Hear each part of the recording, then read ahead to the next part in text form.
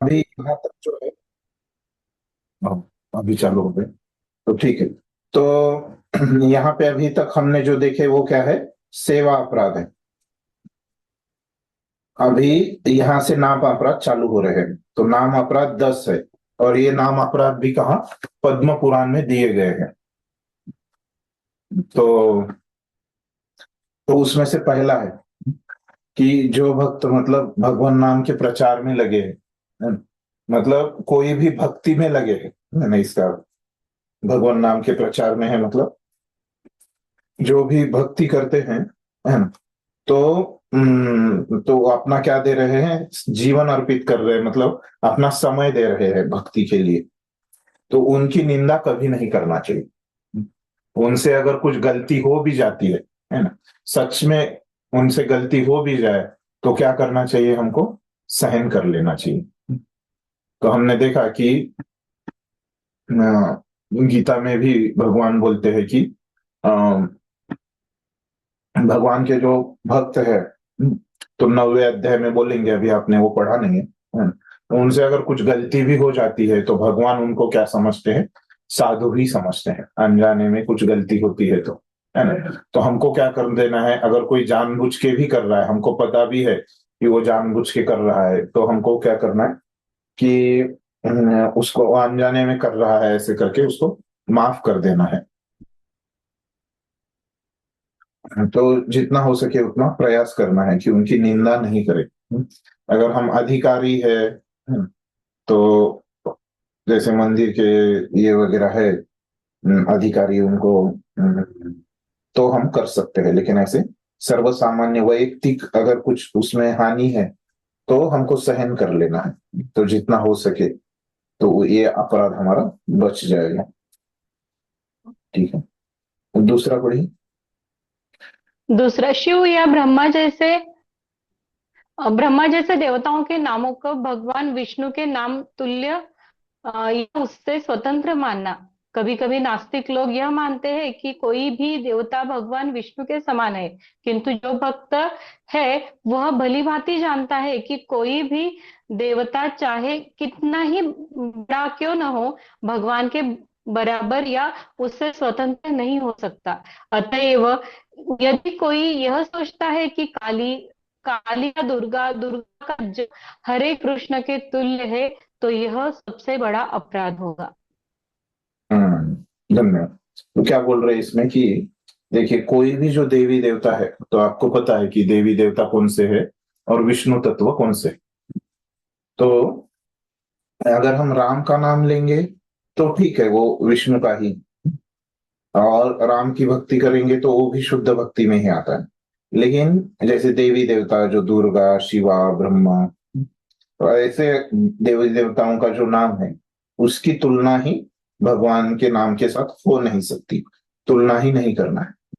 और उनका जो नाम है देवी देवताओं का, वो क्या है, स्वतंत्र नहीं है ना, वो निर्भर है।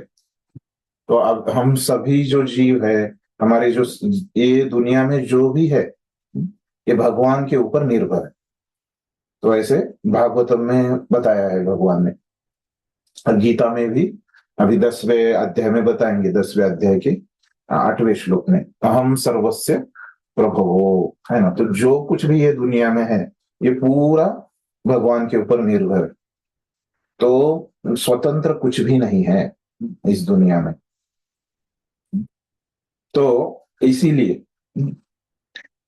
ये देवी देवताओं के नाम हमको स्वतंत्र है भगवान के नाम से, ऐसे नहीं, है ना। वो भगवान के नाम पे ही निर्भर है, और उनकी बराबरी नहीं हो सकती। अगर हम ऐसे बोलेंगे तो ये अपराध हो जाएगा।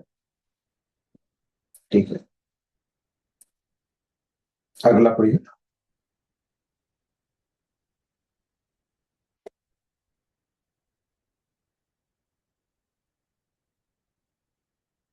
किसका था पढ़ने का? प्रभु जी, मैं पढ़ूं? वो है ना माता जी, कोई तो एक नाम देख पाऊंगा, अभी पढ़ रहे थे ना। हरे कृष्ण बद्री प्रभु जी, स्मिता पाठक माता जी हैं, वही पढ़ेंगी। हाँ हाँ, पढ़िए माता जी। कृष्णा। हाँ हाँ। पढ़िए। आवाज आ अभी रही है आवाज प्रभु जी? आपका अभी आ रही है, अभी आ रही, इतने देर नहीं आ रही तीन गुरु थी। की हाँ, तीन गुरु की आज्ञा का उल्लंघन करना। हाँ जी। तो ये तो हम सरल है ना, जो भी हमारे शिक्षा दीक्षा गुरु है ना, दोनों गुरु को यहाँ पे हमको लेना है। अगला पढ़िए। चौथा, वैदिक हम्म, साहित्य या प्रमाणों की निंदा करना। जी। तो वैदिक साहित्य मतलब क्या है कि जो साहित्य हमने देखा कि गीता और भागवत से मेल जो खाता है ना, मतलब गीता भागवत में जो निष्कर्ष कहे गए हैं, है ना? तो वही अगर कोई शास्त्र में दोहराए जा रहे हैं तो उनको यहाँ पे वैदिक साहित्य या भक्ति का साहित्य, उनकी निंदा नहीं करना है। ठीक। अगला पढ़िए। आ, पांच, हरे कृष्ण कीर्तन की महिमा को काल्पनिक मानना। कि जैसे बोला जाता है कि आगे भी आएगा एक वर्णन की, जैसे छठे स्कंद में भी बोला गया है कि अगर हरे कृष्ण महामंत्र का हम जप करेंगे तो हमारे पूरे पाप नष्ट हो जाएंगे। और वहां पे ऐसे है, उसी श्लोक में बोला है कि हम जो पाप, जितने पाप नहीं कर सकते इस दुनिया में कोई है नहीं कि इतने पाप कर सकता है, तो कितने भी पाप एक व्यक्ति कर सकता है, वो सभी पाप हरे कृष्ण महामंत्र के जप से नष्ट हो जाएंगे। ऐसे वो श्लोक ही है।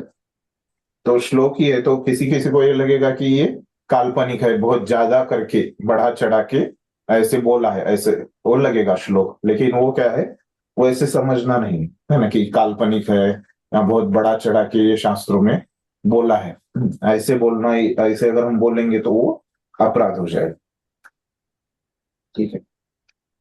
फिर छठा, अगला भगवान बोलिए। नाम छठा, भगवान नाम पर मनमानी व्याख्या करना। तो इसका अर्थ क्या है कि मनमानी व्याख्या करना। तो हम हरे कृष्ण महामंत्र का जप करते हैं, तो प्रभुपाद जी ने हमको इस महामंत्र का अर्थ क्या बताया है?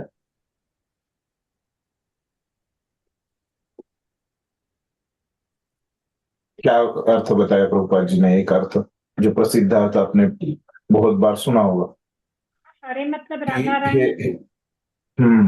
बोलिए बोलिए बराबर।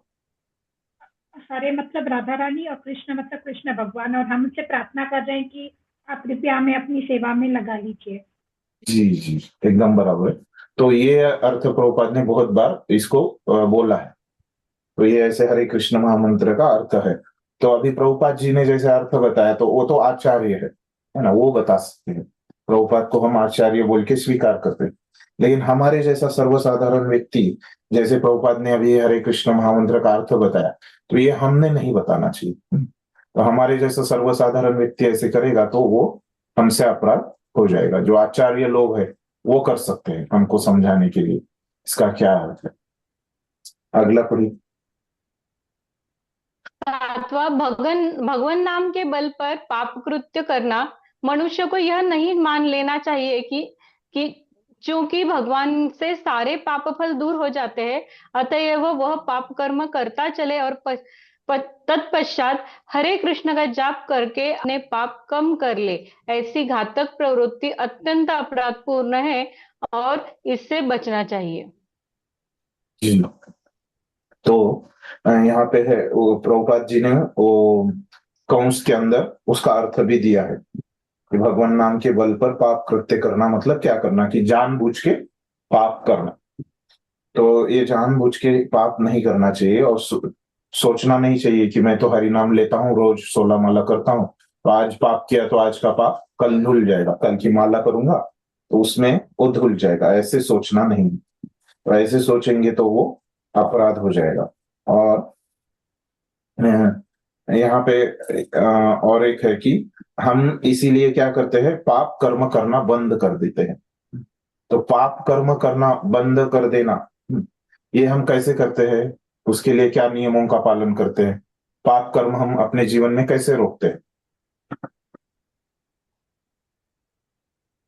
ये जो 4 नियम है जो हम पालन करते हैं इस्कॉन में, वो तो ये उसका 4 पालन, हाँ। नियम पालन करेंगे तो हमारा पाप कर्म हमसे नहीं होते। जो स्थूल पाप कर्म है, हाँ, वो नहीं होते। तो इसीलिए हमको ध्यान देना है कि ये 4 नियमों के पालन के ऊपर।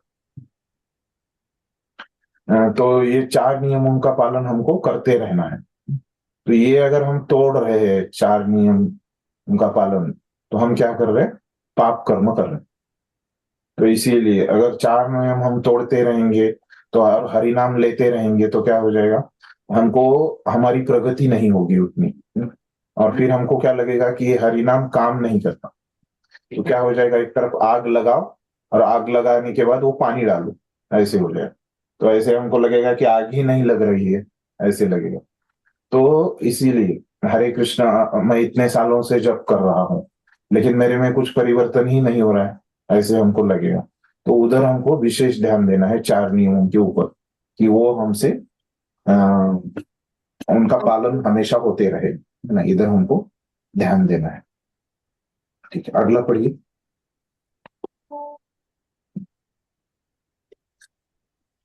8 हरे कृष्ण कीर्तन को वेदों में वर्णित शुभ अनुष्ठानों में से एक कर्मकांड मानना। तो ये जो हरे कृष्ण महामंत्र का जो जप है ना, वो क्या है? हमने जो सूची देखी 64 अंगों की सूची, उसमें से एक अंग है कि क्या, कि जप 2 अंग है वास्तविक। हरि नाम लेना एक अंग है और जप करना, ऐसे 2 अलग अलग अंग है ना, एक ही नहीं। तो वहां पे 64 में से 2 अंग है ना।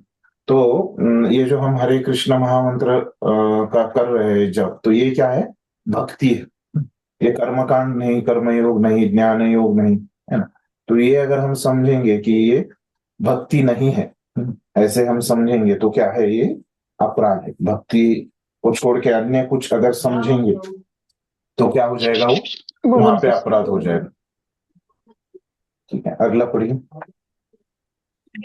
9 श्रद्धा रहित व्यक्ति को पवित्र नाम की महिमा का उपदेश देना। भगवान नाम कीर्तन में कोई भी व्यक्ति भाग ले सकता है, किंतु प्रारंभ में भगवान की दिव्य शक्ति का उपदेश नहीं दिया जाना चाहिए। जो लोग पापी हैं वे भगवान की दिव्य महिमाओं का मूल्य नहीं समझ सकते, अतएव उन्हें इस विषय में उपदेश न देना ही श्रेयस्कर होगा। देखिए, तो यहाँ पे खास करके जो प्रचारक है उनके लिए यहाँ पे ये आपराधिक चेतावनी के रूप में आता है। जब हम प्रचार की सेवा अगर करते हैं, या कभी कभी हम क्या करते हैं, हम जब नए नए भक्त बनते हैं, आप लोग तो सब पुराने हैं, है ना, 2-3 साल से, तो नए नए जो भक्त है उनसे ये अपराध हो सकता है। वो बहुत अति उत्साह में क्या अपने रिश्तेदारों को, दोस्तों को जबरदस्ती ये प्रचार करते रहते हैं।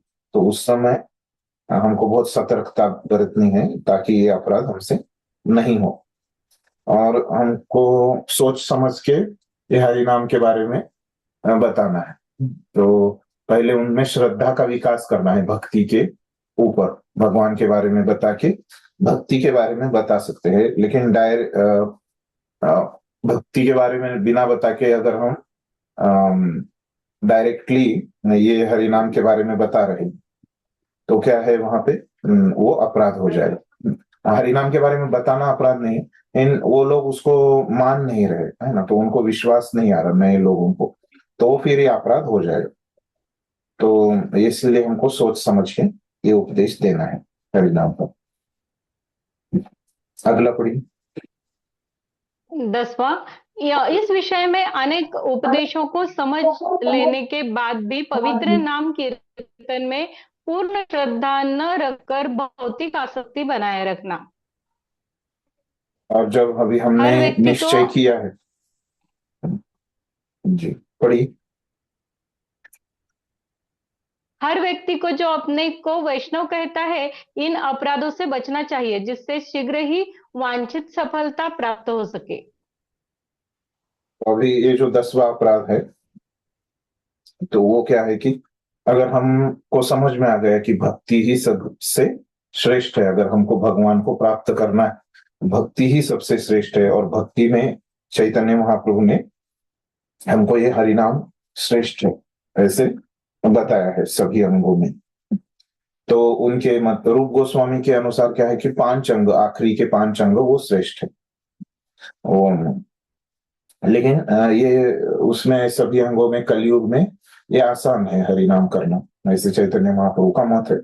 तो ये जो शास्त्रों में वर्णन है, जो भी श्लोक आते हैं हरि नाम के वजह से, है, तो जैसे कि हमने एक बार हरि नाम लिया तो जैसे आग में, है ना, जितना भी ईंधन डालो तो आग तो उसको जला ही देती है, ऐसे श्लोक रहते। तो उसी प्रकार एक हरि नाम लोगे तो पूरे पाप कर्म चले जाएंगे, ऐसे वर्णन जो है। तो ये हरि नाम की महिमा है, उसमें हमको श्रद्धा रखना है। तो अगर हम उसमें श्रद्धा नहीं रखते, जहां पे भी शास्त्रों में ये हरि नाम की महिमा आती है, तो वो अपराध हो जाएगा। तो ये भक्तों के लिए ऐसे नियम है। तो जो भी वैष्णव कहता है, तो वैष्णव लोग कौन रहते हैं? जो हरि नाम लेते हैं, जप करते हैं, वही वैष्णव रहते हैं।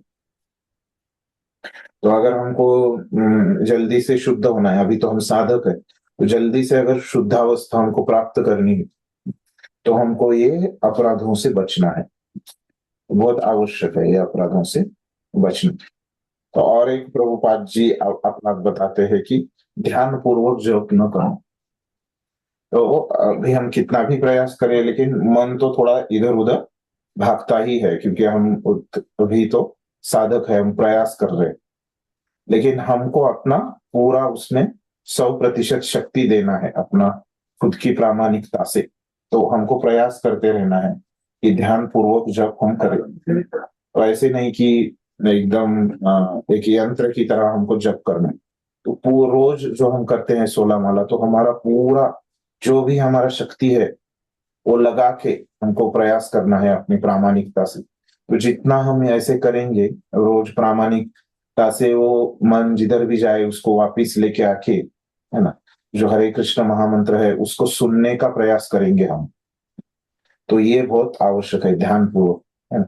ये सभी जो अपराध हमसे होते हैं क्योंकि हम ध्यान पूर्वक जप नहीं करते, ऐसे प्रभुपाद जी बताते। तो हमको पूरा हमारा जितना भी हम कर सकते हैं, हमारी जो भी शक्ति हमको भगवान देंगे, तो भगवान को प्रार्थना भी करना है पहले कि मुझे शक्ति दीजिए कि ध्यान पूर्वक जप मैं कर सकूं, इस तरह से। और हमको ध्यान पूर्वक जप करने का पूरा प्रयास करना चाहिए, है ना, तो जितना भी हम कर सके, है। तो धीरे धीरे हम ऐसे प्रार्थना करते रहेंगे भगवान को, और करने का पूरा प्रयास करते रहेंगे ध्यान पूर्वक जप।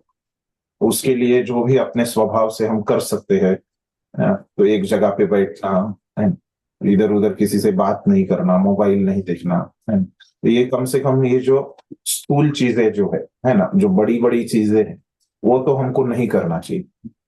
तो वो तो हमारे हाथ में है।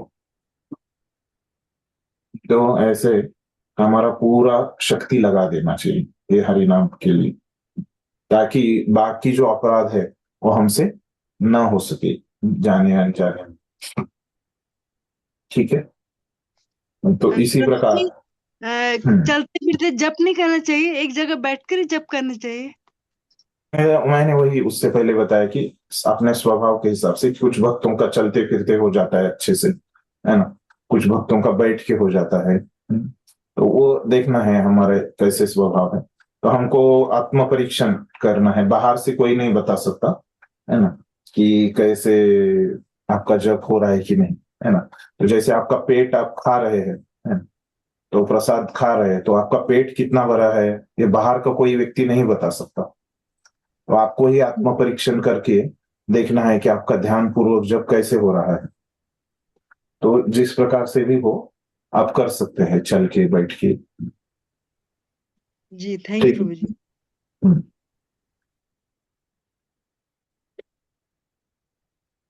इस प्रकार ये जो है पूरा अध्याय जो था, है ना, वो किसके ऊपर था?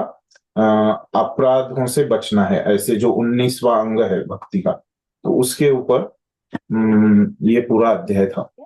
तो जैसे मैंने आपको कल बताया था कि जो आचार्यों ने भी कुछ अंग अपराध यहाँ पे बताए हैं, जो प्रभुपाद जी ने यहाँ पे लिखे नहीं है, तो वो भी मैं पढ़ लेता हूँ। तो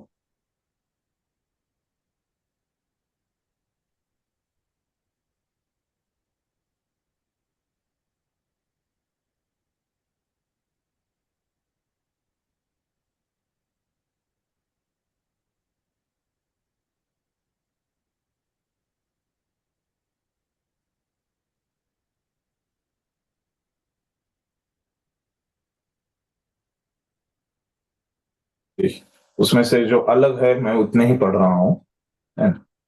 तो भगवान के जो अर्चा विग्रह है ना, उनके सामने किसी को धन्यवाद देना, किसी का गुणगान करना, तो ये क्या है? अपराध है। फिर भगवान के सामने किसी की निंदा करना, ये भी अपराध है। फिर तो एक एक वस्तु किसी को पहले ही हमने दी है ना, तो वो फिर से भगवान को नहीं देना चाहिए। भगवान को जो भी हम, आपने देखा होगा कि पूजा में वगैरह क्या करते हैं, नया वस्त्र भगवान को देते हैं, है ना। तो जो भगवान के जो वस्त्र है, ऐसे नहीं कि हर बार उनको नया देना है, लेकिन उनके जो वस्त्र है वो किसी ने इस्तेमाल नहीं करने चाहिए। उनको जो दिया है वो पहले किसी ने इस्तेमाल किया हुआ नहीं होना चाहिए। तो हमने ये तो देखा। तो अर्चा विग्रहों की निंदा करना, तो कभी कभी विग्रहों की भी निंदा करते हैं।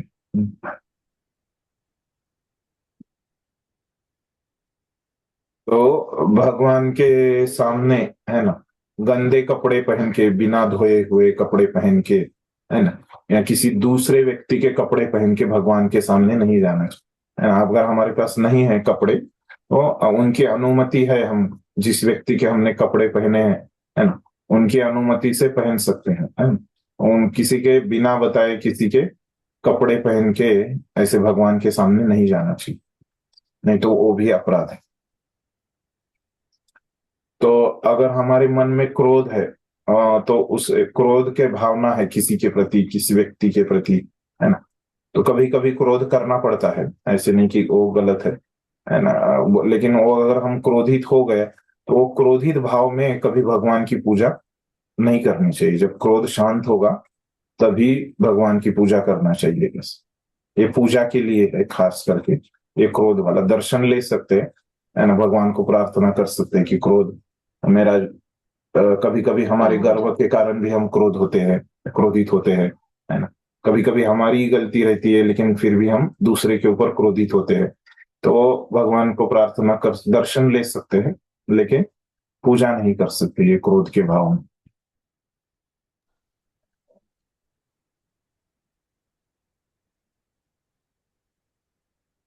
तो जो हिंग हिंग वगैरह जो है, तो ये खा के भगवान की पूजा नहीं करना है। मतलब अगर हमने हिंग वगैरह तो हम खा सकते हैं प्रसाद में, लेकिन खाया तो क्या, नहा के आके प्रसाद वो भगवान की पूजा करना है। दर्शन के लिए समस्या नहीं है, ये पूजा का नियम है। जैसे कुछ भी खाने के बाद हमको नहा के भगवान की पूजा करनी।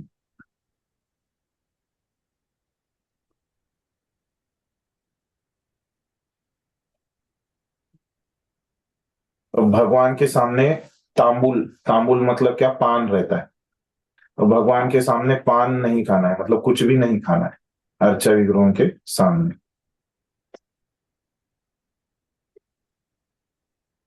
तो भगवान की जब पूजा कर रहे हैं, है ना, तो हमारा बायां हाथ, है ना, लेफ्ट हैंड, तो ये इससे भगवान को कभी स्पर्श नहीं होना चाहिए। तो दाहिने हाथ से ही वहां पे पूजा करनी है।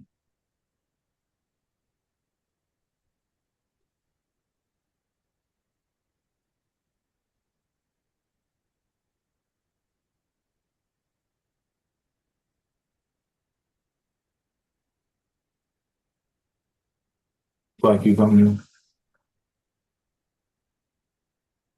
अगर हमको वो देखा था ना हमने, अगर हमको पसीना आ रहा है तो पूजा नहीं करना है।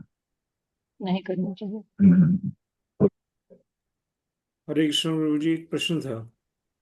जी जी पूछिए। प्रभु जी, आपने कहा गिफ्ट नहीं देना चाहिए, किसी को उपहार नहीं क्या, देना। नहीं, फिर से एक बार, आपका आवाज बीच में कट गया था। जी प्रभु जी, आपने कहा विग्रहों के सामने उपहार नहीं देना चाहिए। विग्रह, उपहार, उपहार नहीं, कौतुक, ऐसे प्रशंसा किसी की करनी नहीं चाहिए। ये गिफ्ट का, उपहार का था क्या? हाँ, पहला पॉइंट आपने शायद उपहार का ही। एक मिनट मैं पढ़ता हूँ। नहीं, उपहार का नहीं। उपहार मैंने बोला होगा तो गलत है, कि धन्यवाद नहीं देना चाहिए, ऐसे यहाँ पे लिखा है। पहला जो मैंने पढ़ा था, उपहार बोला होगा मैंने, तो वो मैंने गलत बोला था, उसको ठीक कर लिए। वहां पे नहीं है कि बोला था प्रभु जी, धन्यवाद। हाँ धन्यवाद ही बोला था प्रभु जी। हरे कृष्णा। आपने हाँ हाँ जी। हाँ। वो बोला भी होगा गलती से उपहार, तो वो गलत है, धन्यवाद ही सही है वहां पे। हरि बोल। ठीक है। मेरा प्रश्न था, हाँ हाँ प्रभु, हाँ हम लोग जैसे जन्माष्टमी की थैंक्स गिविंग सेरेमनी करते हैं, हाँ उस हाँ को बुलाते हैं, उनके बारे में प्रशंसा भी होती है, उनके बारे में बताया भी जाता है, हाँ। इन्होंने बहुत तो अच्छा। वो विग्रहों के सामने नहीं करना चाहिए।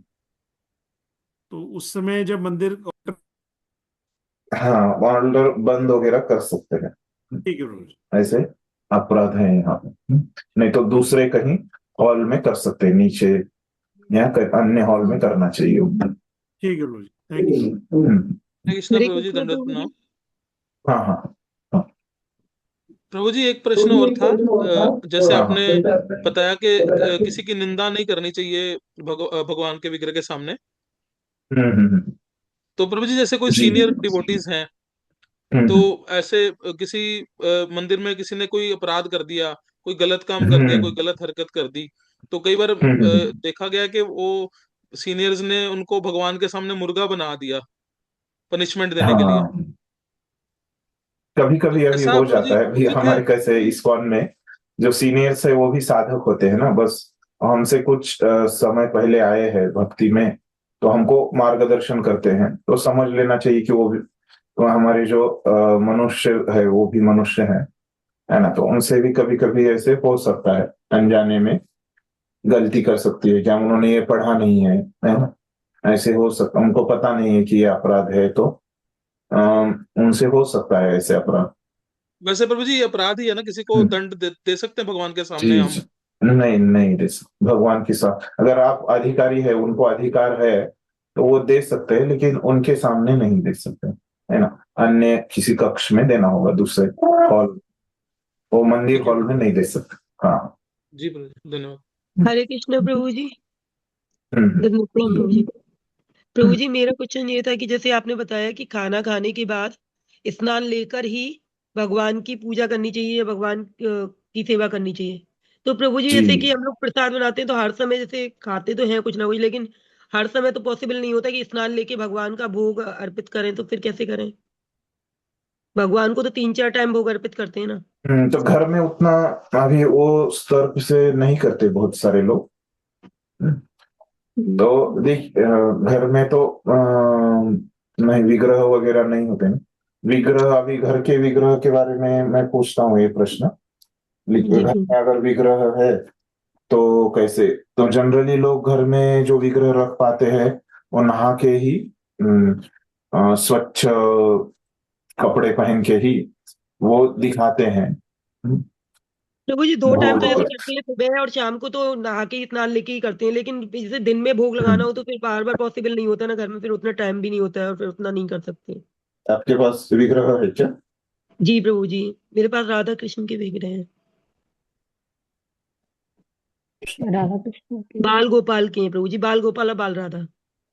प्रभु जी जी, जी बाल जी। गोपाल तो सबके घर में है।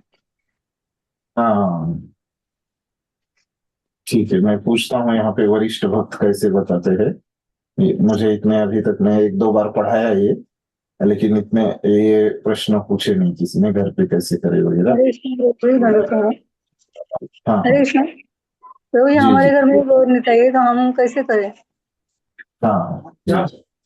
मैं पूछ के ये प्रश्न में लिख के लिया हूँ, क्योंकि मैं भूल जाता हूँ। और वो दूसरा एक प्रभु जी का चटाई का कारण भी वो भी मैं लिख के लिया। ठीक है, मैं भी पूछ के बताता हूँ अगले बार। हरे कृष्णा प्रभु जी, एक प्रश्न था। जो हाँ दूसरा अपराध था ना प्रभु हाँ जी, उसमें लिखा था कि श्री ब्रह्मा हाँ देव के नाम को भगवान नाम के समान अथवा उससे स्वतंत्र नहीं समझ, समान भी जी नहीं जी। समझना और स्वतंत्र भी नहीं समझना, इसका अर्थ क्या प्रभु जी? हाँ, वो बताया ना कि जैसे समान समझना मतलब क्या, कि अभी जो भगवान के नाम से सभी पाप कर्म दूर हो जाते हैं। और तो उसी तरह से अगर हम समझ रहे हैं कि ये देवी देवताओं के भी नाम से सभी पाप कर्म दूर हो जाएंगे, है ना। तो ये क्या हो गया कि उनके नाम की वजह से जो जो होता है वो भी अगर हम समझ रहे कि इनके देवी देवताओं के नाम की वजह से भी होता है तो उसको वो समान समझना। और मैंने बताया कि स्वतंत्र मतलब क्या, हाँ, उसका अर्थ वहां पे ऐसे है कि जो कुछ भी इस दुनिया में है, नाम ही नहीं, है ना, सब व्यक्तियों का, तो हम सब व्यक्ति भगवान के ऊपर निर्भर है, हम सब व्यक्ति के नाम भी भगवान के ऊपर निर्भर है ना। तो इस दुनिया की हर एक भगवान चीज जो है भगवान के प्रति निर्भर है, हम कोई भी स्वतंत्र नहीं है इस दुनिया में। लेकिन अगर कोई जो व्यक्ति है वो सोचता है कि ये देवी देवताओं के जो नाम है वो स्वतंत्र नाम है, अपने आप में वो स्वतंत्र है, उनके नाम, है ना, तो ये क्या हो जाएगा, अपराध हो जाएगा। लेकिन है ही नहीं, वास्तव में हर एक चीज भगवान के ऊपर निर्भर है, उनके नाम भी, ये देवी देवताओं के नाम भी भगवान के ऊपर निर्भर है। जी प्रभु जी, नहीं स्वतंत्र संबंध, समान भी नहीं समझना, स्वतंत्र भी नहीं समझना, मतलब दोनों अपोजिट हो गया ना प्रभु जी। नहीं, अपोजिट कैसे हो गए, तो समान समान मतलब, मतलब, हम्म, जी समान मतलब एक जैसा, मतलब समझना, मतलब एक कैटेगरी में हाँ, समझना आपको, हाँ। हाँ, एक कैटेगरी में। और स्वतंत्र मतलब कि जैसे अभी हम, हमारा देश स्वतंत्र है, तो मतलब क्या है कि हमारे देश में हमारा प्रधानमंत्री नियम बना सकता है, उसको दूसरे देश को पूछने की जरूरत नहीं इधर नियम जी बताने बनाने के लिए, है ना, तो वो हो जी गया स्वतंत्र।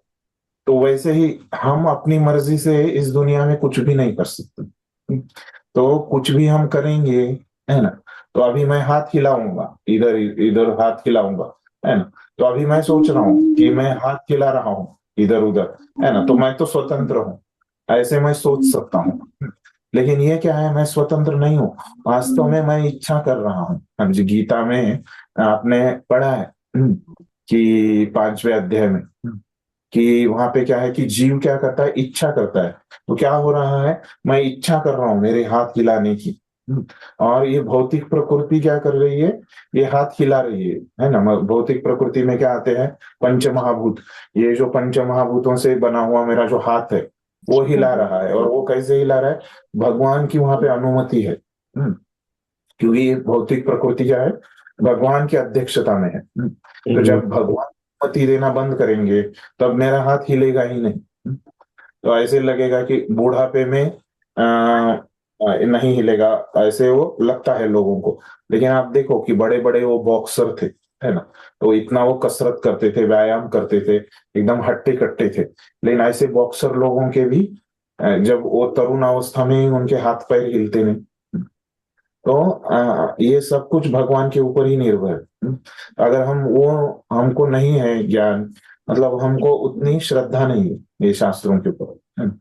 तो हमको वैसे दिखेगा नहीं कि भगवान के ऊपर निर्भर है इस दुनिया की हर एक चीज, लेकिन वास्तव में वो है, वो हमको अभी समझेगा नहीं अपने अनुभव से देखने से, लेकिन वास्तव में शास्त्रों के मत के अनुसार वैसे है। और कभी कभी हमको इसका अनुभव भी होगा कि कैसे भगवान की इच्छा नहीं, है ना, सब कुछ हमारे पास रहता है।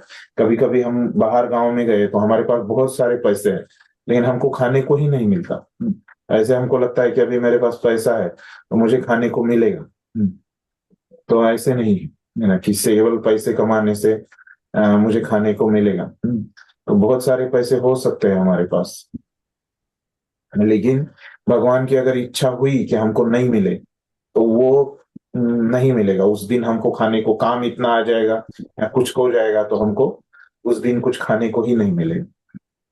तो ये सब कुछ जो है वो भगवान की इच्छा से ही होता है। तो हर एक चीज, है ना, तो उसी में, हर एक चीज में क्या आता है, ये देवी देवता का नाम भी वहां पे उसी में आ जाता है। तो अभी ये नाम के प्रति क्या अपराध का सूची बनाया है, तो इसीलिए उन्होंने खास करके ये देवी देवताओं का नाम लिया है। तो वो अगर भगवान के ऊपर निर्भर है तो स्वतंत्र तो नहीं हुआ ना फिर, ऐसे बदले। जी जी हरे कृष्णा प्रभु जी। बोलिए।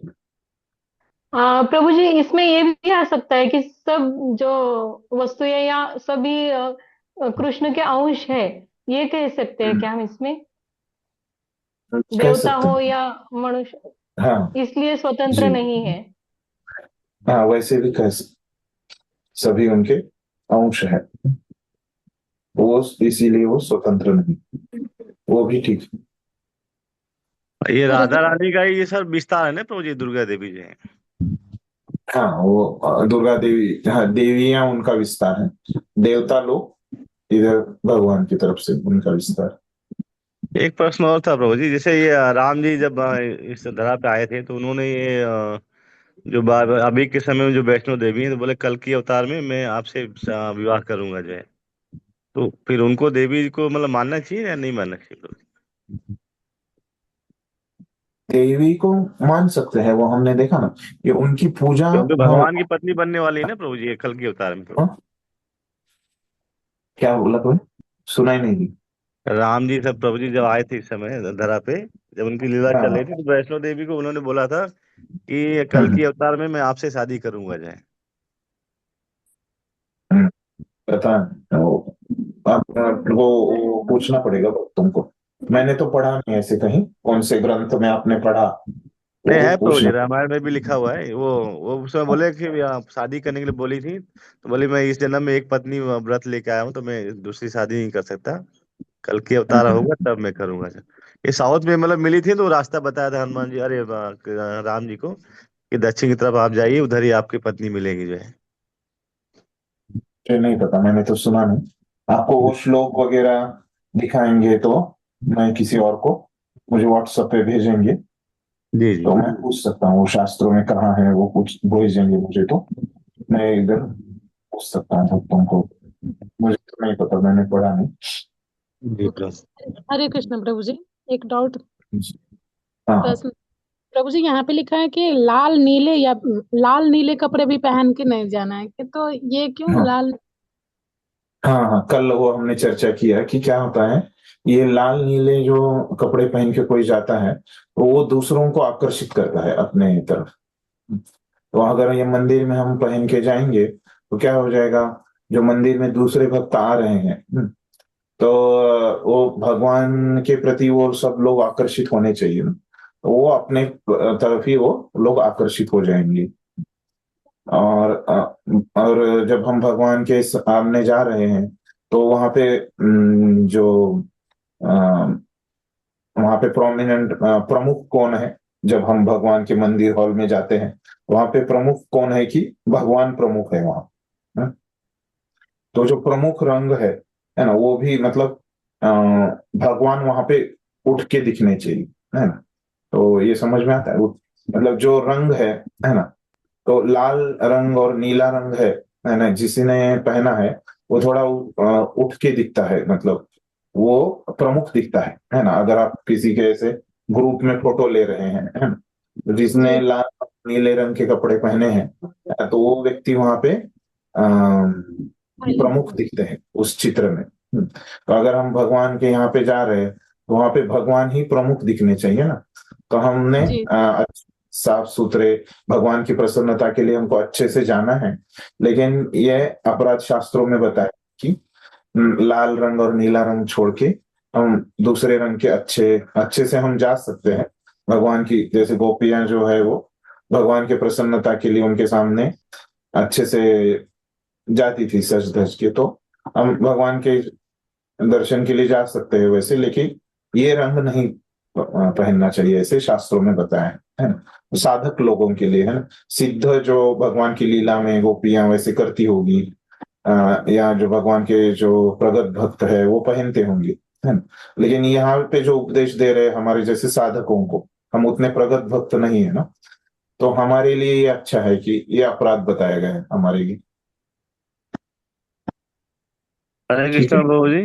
नहीं लाल हाँ प्रभु जी जैसे शादी होती है उसमें लाल रंग की साड़ी से ही शादी होती हाँ, है, नहीं वो तो, कोई त्योहार हाँ होता है उसमें लाल जोड़े में ही मतलब पत्नी वगैरह का तो होता है तो नहीं, वहां पे विग्रह करने नहीं में भी होते ना। लाल जोड़े में बोलते हैं, लाल जोड़े में आप बैठो, करवा चौथ है, जितने भी त्योहार है सब में लाल का ही महत्व ज्यादा रहता है।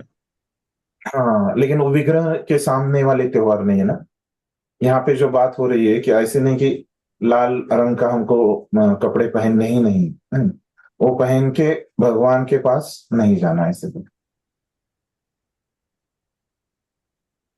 ठीक है ना? जी जी प्रभु जी, ओके। जब भगवान के सामने नहीं है तो पहन सकते हैं। ठीक है, वो पहनना मना नहीं है। ओके।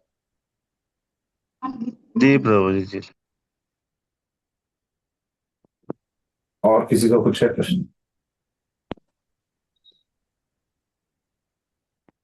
ठीक है, फिर आगे जाते हैं। तो ये थोड़े से अलग थे।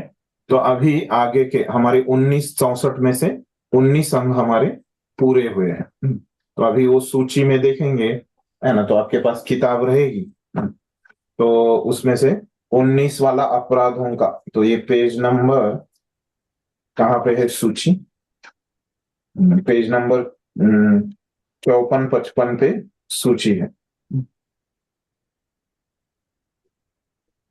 भक्ति कैसे की जाए। से हमारे 19 हो गए, तो पहले 10 हो गए, है ना? और 19वां क्या है? तो देखिए, 19वां मतलब ये 54 पे नहीं है, 19वां इधर है, 52 पे, 52 पेज नंबर पे, है ना? तो 52 पेज नंबर पे जो दूसरे वाले 20 है ना? तो उसमें 9वां जो है, भगवान का नाम कीर्तन या मंदिर के अर्चा विग्रहों के पूजन में विविध अपराधों से बचना। ये 19वां हमने पढ़ा। अभी 20वां क्या है कि भगवान कृष्ण या उनके भक्तों की निंदा को कभी सहन न करना। हमारे सामने ऐसे हम खुद निंदा नहीं करना है ना? तो भगवान की और भगवान के भक्तों की, और वो निंदा को सहन भी नहीं करना है, ऐसे 20वां अपराध है। वो अगले हमको 9वें अध्याय में भक्ति के सिद्धांत, मतलब भक्ति कैसे करना है, इस पे और जो बचे हुए है वो आगे बता रहे। तो ये निंदा का जो है वो कितना है अपना 20वां अंग। तो इसको क्या हिंदी में क्या लिखा है प्रभुपाद जी ने यहाँ पे 52वें पेज पे कि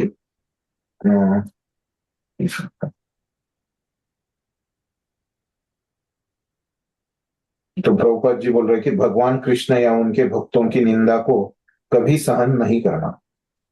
तो भगवान की भी निंदा अगर कोई करता है, और भगवान के भक्तों को की भी कोई निंदा करता है, तो उसको हमको सहन नहीं करना है? और इसको संस्कृत में क्या बोला है? तन निंदादि असहिष्णुता। सहिष्णु मतलब सहन, सहन करना। तो असहिष्णुता, तो सहन नहीं करना है, निंदा को सहन नहीं करना। हमारे सामने अगर कोई भगवान के भक्तों की या भगवान की निंदा कर रहा है, तो वो सहन नहीं करना। ऐसे ये अंग का अर्थ है। अभी इसके लिए प्रमाण दे रहे। हरे कृष्णा प्रभु जी। हाँ हाँ, बोलिए। प्रभु जी, पिछले अध्याय का यानी 8वें अध्याय में ही आपने 19-20 बोला था ना, 118 श्लोक को। अभी ये 20 बता रहे हैं आप। ये 20 नंबर का अंग है माता जी। जो 64 अंग है ना, श्लोक संख्या नहीं बता रहा हूं। नहीं, ये श्लोक 20 अंग श्लोक प्रभु। संख्या को, हाँ बोलिए। अध्याय 8 में आपने 19 और हम्म। 20 दोनों एक साथ बोले थे अंग। इसमें ही हाँ आ जाएगा। हाँ, नहीं नहीं, 19 क्या था वो? 119 था वो, 19 नहीं था। हाँ एक हाँ, सौ उन्नीस 119 और 120 था। जी प्रभु तो जी। ये श्लोक संख्या थी, वही बताओ। ये 119 और 120 है ना, ये क्या थी? श्लोक श्लोक संख्या। संख्या। और जो 19 था वो क्या था? अंग का संख्या। ऐसी दो संख्याएं अलग अलग इधर चल रही। अंग मतलब क्या? जो भक्ति के जो 64 अंग है, मतलब भक्ति कैसे करना है, वो 64 क्रियाएं जो दी है ना? ये 64 में से ये 19वां था। जी तो जी अभी प्रभु ये 64 में से 20वां है ना? तो श्लोक संख्या तो मैंने, जब हम पढ़ेंगे तो आगे बताऊंगा 121 कहाँ तक है। जी। जी ठीक है, प्रभु जी। जी अभी स्पष्ट है? जी ठीक है, प्रभु। तो हाँ पढ़िए माता जी, किन का है पढ़ने का? हाँ, निंदा। भगवान या उनके भक्तों की निंदा सहन नहीं की जानी चाहिए। इस प्रसंग में श्री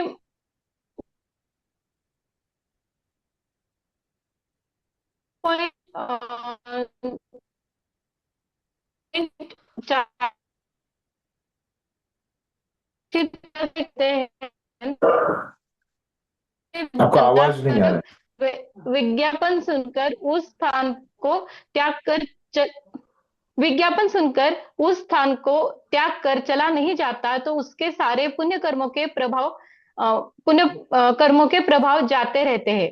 चैतन्य महाप्रभु के शिक्षाष्टक श्लोकों में से एक में कहा गया है, भक्त को वृक्ष से भी अधिक सहिष्णु तथा तृण से भी अधिक विनीत होना चाहिए।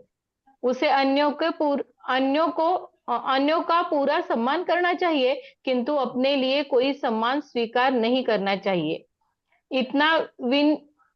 इतना विनीत तथा उदार भक्त होते हुए भी जब चैतन्य महाप्रभु को श्री नित्यानंद के शरीर पर लगे घावों की सूचना दी गई तो वे तुरंत उस स्थान तक दौड़े गए और उन्होंने जगाई तथा मदाई नामक अपराधियों को मार डालना चाहा। चैतन्य महाप्रभु का यह आचरण अत्यंत महत्वपूर्ण है।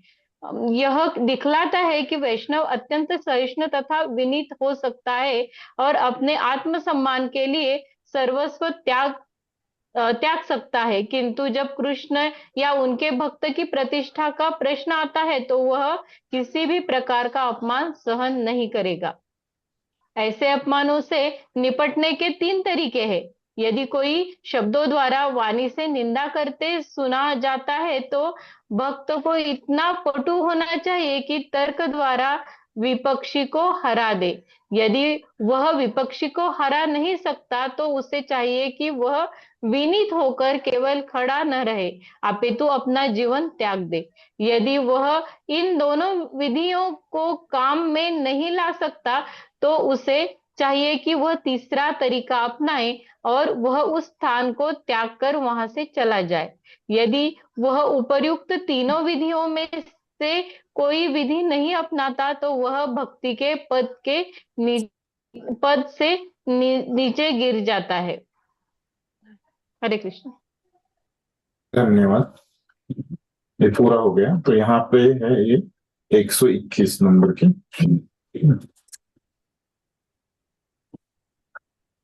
तो देखिए, अभी इसको तो हमने ये अंग का अर्थ तो समझ लिया है। अभी इसके लिए जो श्लोक है और जो प्रभुपाद बोल रहे हैं वो समझ लेते हैं। तो भगवान या उनके भक्तों की निंदा सहन नहीं की जानी चाहिए, ये प्रभुपाद ने यहाँ पे अंग बताया, ऐसा अंग है। तो इस प्रसंग में एक श्लोक आता है 10वें स्कंद में। उसमें क्या हो रहा है कि शुकदेव गोस्वामी बता रहे परीक्षित महाराज को, क्या बोल रहे हैं, राजन, यदि कोई व्यक्ति भगवान तथा उनके भक्तों के विरुद्ध निंदा परक विज्ञापन सुनकर उस स्थान को त्याग कर चला नहीं जाता तो उसके सारे पुण्य कर्मों के प्रभाव जाते रहते हैं। तो पुण्य कम कम होता है ऐसे हम भक्तों की निंदा या भगवान की निंदा सुनेंगे तो इसीलिए ये सुनना नहीं चाहिए। और ये भक्ति भी कम कम होती है पुण्यों के साथ साथ। तो चैतन्य महाप्रभु के शिक्षाष्टकम श्लोकों में से एक में कहा गया है कि हमको सहन करना है, सहिष्णु तथा तृण से भी अधिक विनीत होता है। तरोरपि तृणादपि सुनीचेन तरोरपि सहिष्णुता। तो ऐसे अन्यों का पूरा सम्मान करना चाहिए, किंतु अपने लिए कोई सम्मान स्वीकार नहीं करना चाहिए। हमारे लिए कोई नहीं चाहिए, सम्मान नहीं चाहिए, लेकिन भक्तों का कोई अनादर करता है या भगवान का कोई अनादर करता है तो वो सहन हमको नहीं करना है। तो सहिष्णु बनो बोला है, लेकिन ऐसे नहीं कि हर कुछ सहन ही हमको करते रहना है। तो क्या है कि जब अभी बता रहे कि चैतन्य महाप्रभु ने क्या किया, तो चैतन्य महाप्रभु नित्यानंद प्रभु के ऊपर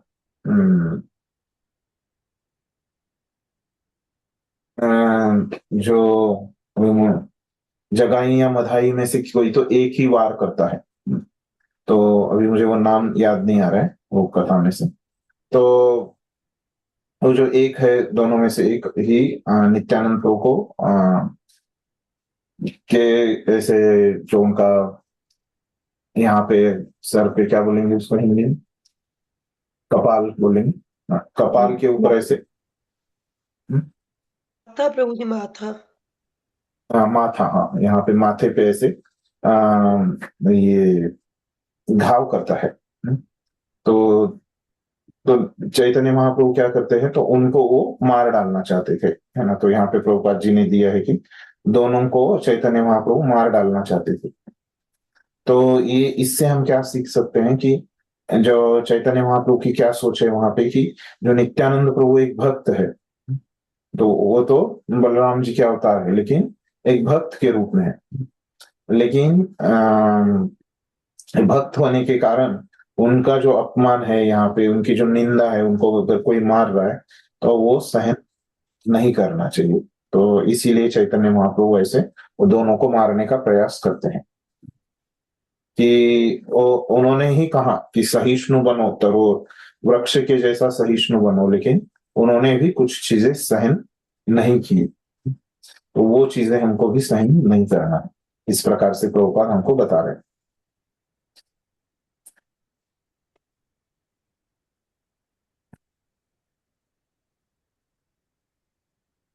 तो हमारे लिए कुछ सम्मान वगैरह नहीं चाहिए, हमारी कोई निंदा करेगा तो ठीक है, लेकिन दूसरे भक्तों की और भगवान की कोई अपमान या निंदा करेगा तो वो सहन नहीं करना। खुद का अपमान हम सहन कर सकते हैं, लेकिन भक्तों का और भगवान का अपमान हम सहन नहीं कर सकते।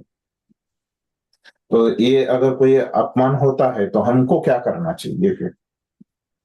तो अगर अपमान होता है तो प्रभुपाद 3 तरीके बताते हैं। तो क्या करना है?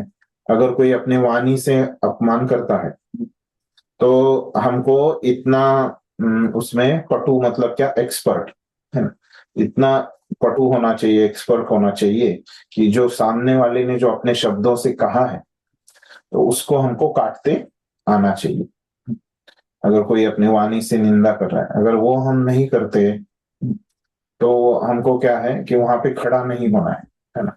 तो वो जगह छोड़ के हमको जाना है, तो जगह छोड़ के दूसरी, उससे दूर जाना है। अगर वो भी हम नहीं जा सकते तो हमको वो जीवन त्यागना है, ऐसे बताया है। तो ये 3 तरीकों से हम वहां पे सामना कर सकते हैं। ठीक, तो इस प्रकार से ये निंदा का अंग है। फिर अगला जो है, तो अभी 21वां अंग।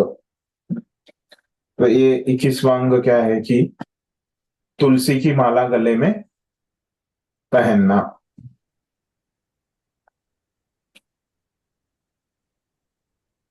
तिलक लगाना। और हरे कृष्णा प्रभु जी। जी जी। प्रभु जी, वो आपने निंदा का बताया था।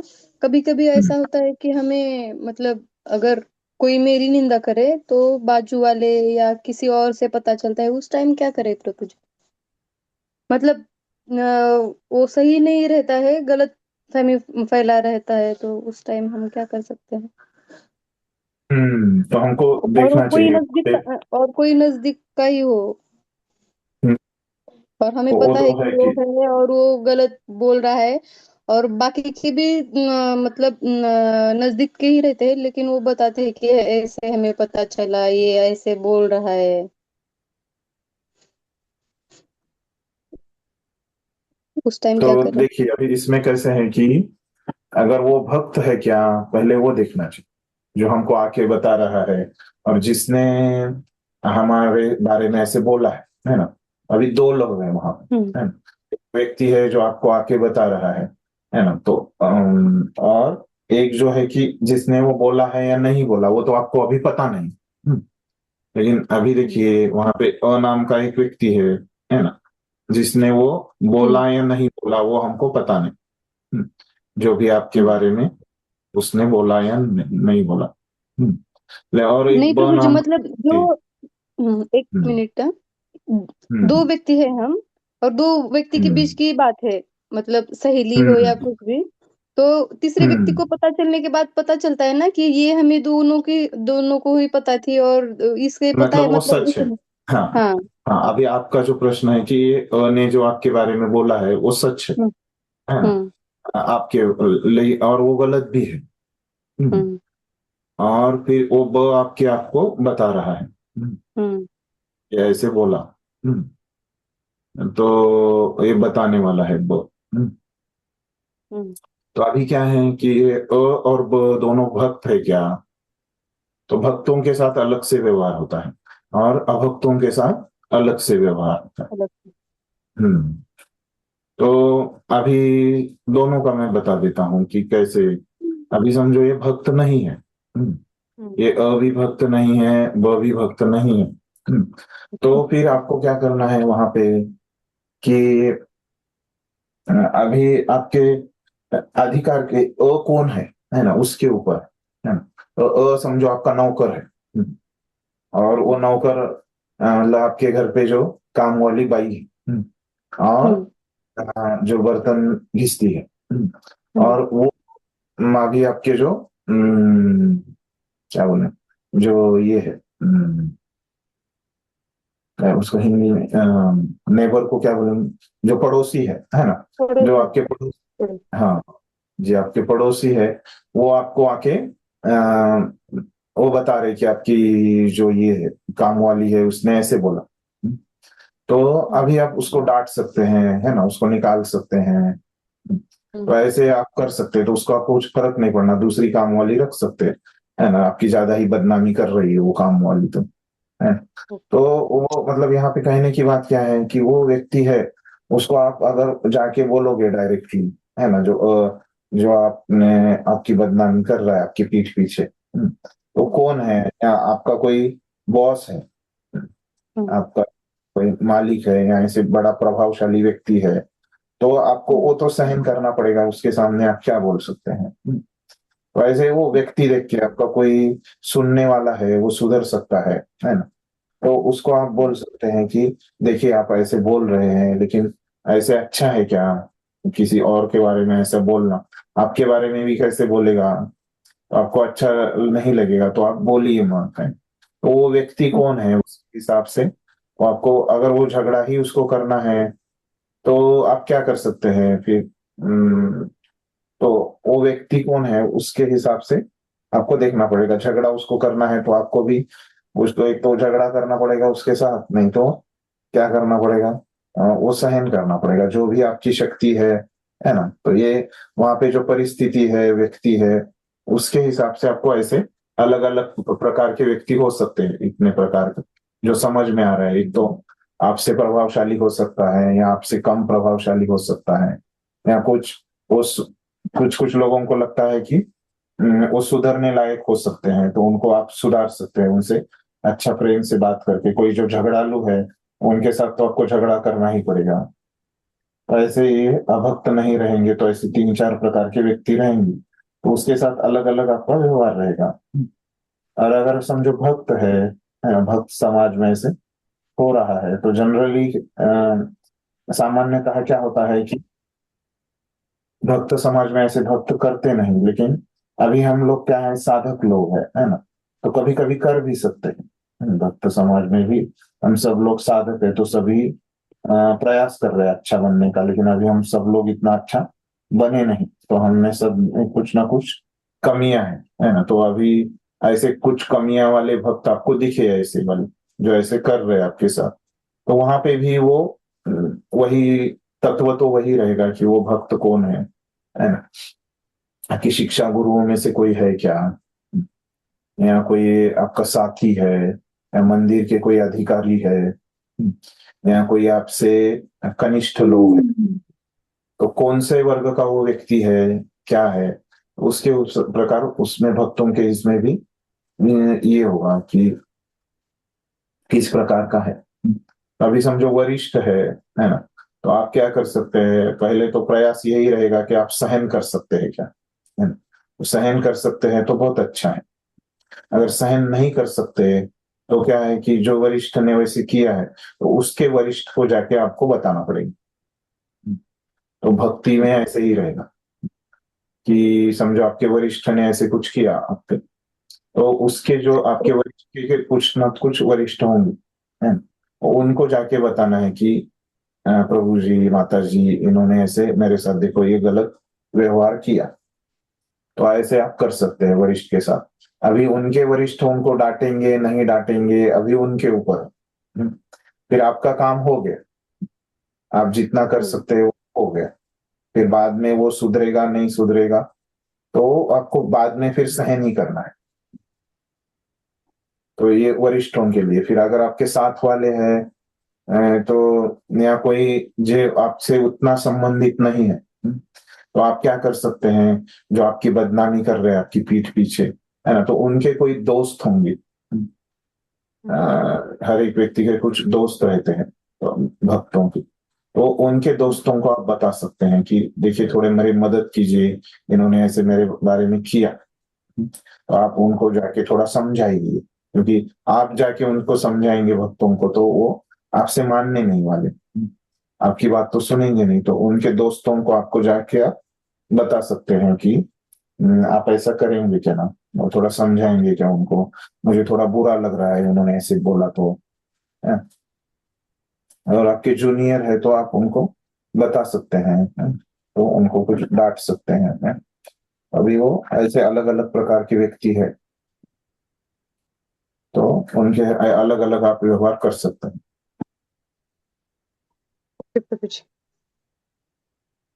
Thank you. तो अगला जो अपना अंग है, तो वो क्या है, 21वां अंग है। तो उसमें क्या, वो अंग क्या है कि हम जो कंठी माला पहनना, जो तिलक हम 12 जगहों पे तिलक लगाते हैं, तो वो लगाना।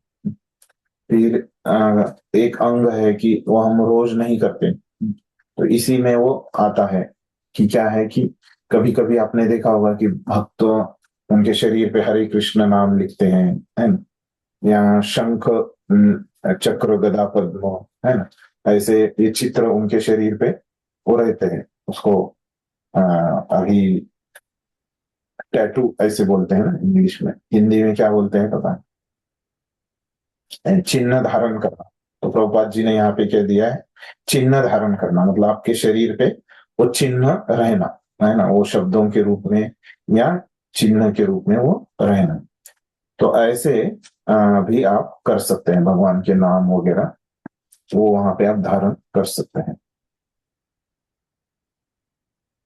ठीक है, तो पढ़िए, अभी 1 घंटा हो गया शायद ना, दूसरे माता जी पढ़िए।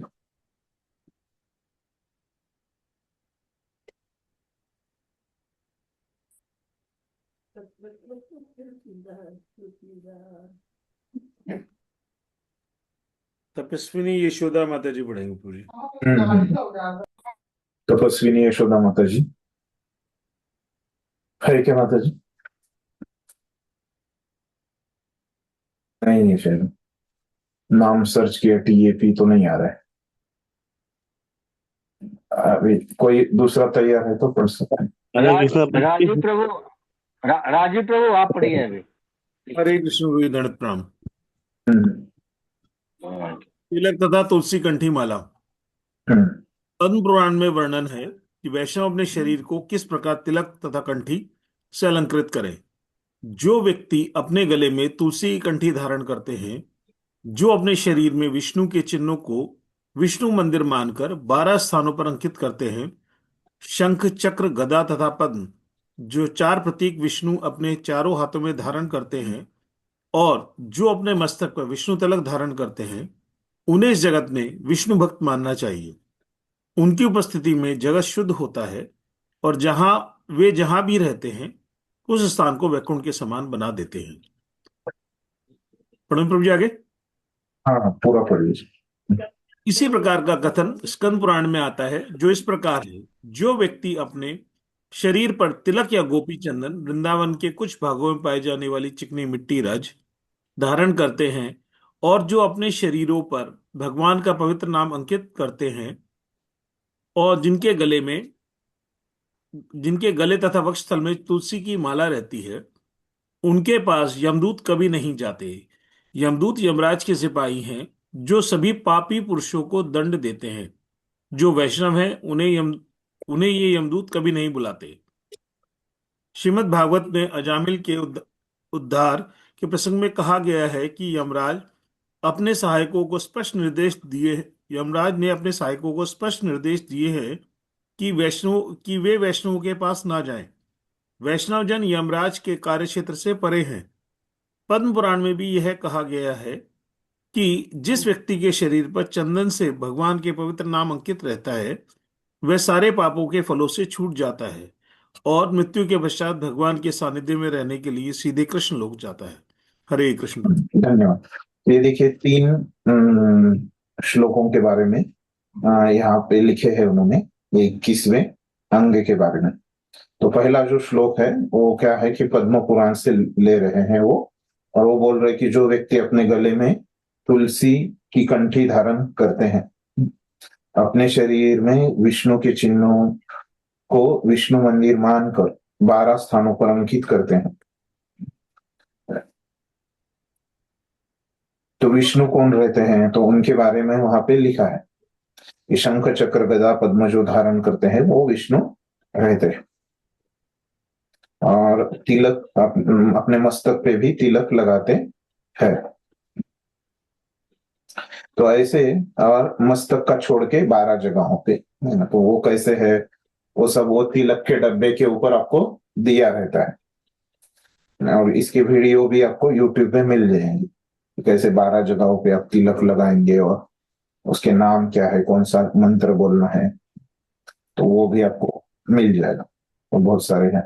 तो वहां पे हमेशा हम जब नहाएंगे है ना, तो कम से कम जब हम नहाने के बाद वो लगाना चाहिए है ना। तो बाद में किसी को जल्दी पसीना आता है तो मिट जाएगा वो है ना। तो कुछ कुछ जो वैष्णव है वो क्या करते हैं, हमेशा किसी को मिलने वाले हैं ऐसे उसको लगाते रहते हैं। मैं तो इतना नहाने के बाद एक बार लगा लेता हूँ और मेरा थोड़ा जल्दी मिट जाता है ना। तो अभी आपके ऊपर है वो, लेकिन वो आप लगाइए नहाने के बाद कम से कम वो लगाइए। जब हम यहाँ पे मंदिर में रहने को आए थे तो हमको ऐसे बताते थे कि नहाने के बाद वो लगाना चाहिए हर एक बार है ना। मिट गया क्योंकि हमको सेवा रहती है और अन्य है तो, लेकिन कुछ कुछ मैंने देखा है कि भक्त लोग जो है वो बार बार वो माथे का जो है उसको तो बार बार वो लगाते हुए मैं देखा, लेकिन कम से कम नहाने के बाद लगाने का अभ्यास होना चाहिए। फिर आगे दूसरे में बता रहे कि किसी प्रकार का कथन स्कंद पुराण में आता है जो इस प्रकार है, जो व्यक्ति अपने शरीर पर तिलक या गोपी चंदन, वृंदावन के कुछ भागों में पाई जाने वाली चिकनी मिट्टी रज है ना। तो ये गोपी चंदन क्या है, तो ये वृंदावन में कुछ जगह पे जैसे कुछ जो जगहें हैं, और खास करके जो शास्त्रों में द्वारका में भी एक गोपी तालाब करके एक जगह है उसकी रज है ना। इनके ये मिट्टी को लेके ये गोपी चंदन बनाते हैं है ना, जो हम लोग तिलक में लगाते हैं है ना, तिलक के रूप में। कुछ लोग जो गौड़िया मठ वाले वो राधा कुंड लगाते हैं, तो वो पता नहीं इस्कॉन में जनरली मैंने देखा नहीं कि कोई लगाता है।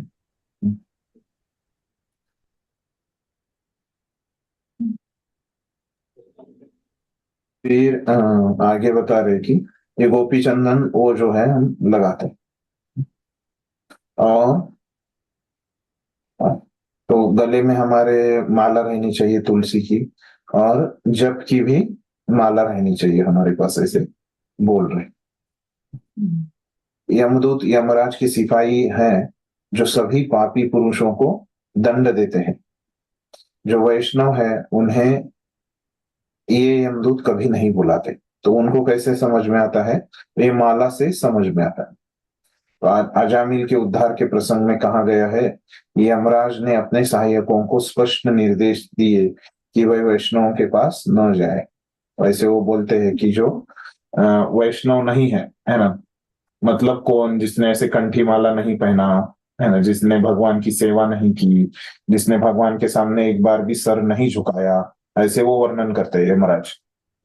जिसने ऐसे नहीं किया उसको लेके आओ एक बार भी जिसने भगवान का नाम नहीं लिया, ऐसे व्यक्ति को लेके आओ, ऐसे वो बोलते हैं। तो फिर आगे बोल रहे पद्म पुराण नहीं से ये तीसरा श्लोक ले रहे, उसमें बोल रहे कि जिस व्यक्ति के शरीर पर चंदन से भगवान का नाम अंकित है, तो ये मैंने बताया आपको कि अगर लोग जो नाम लिखते हैं ना, कुछ कुछ लोग लिखते हैं हरे कृष्ण महामंत्र लिखते हैं, श्री राधे लिखते हैं, है ना, कृष्ण लिखते हैं अपने शरीर के ऊपर, तो वो भी एक भक्ति का अंग है।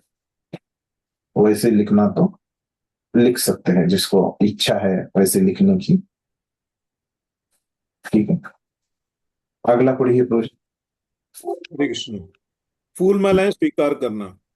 अगला निर्देश यह है कि मनुष्य को अर्चे विग्रह को अर्पित की गई फूल मालाएं, पुष्प मालाएं पहननी चाहिए।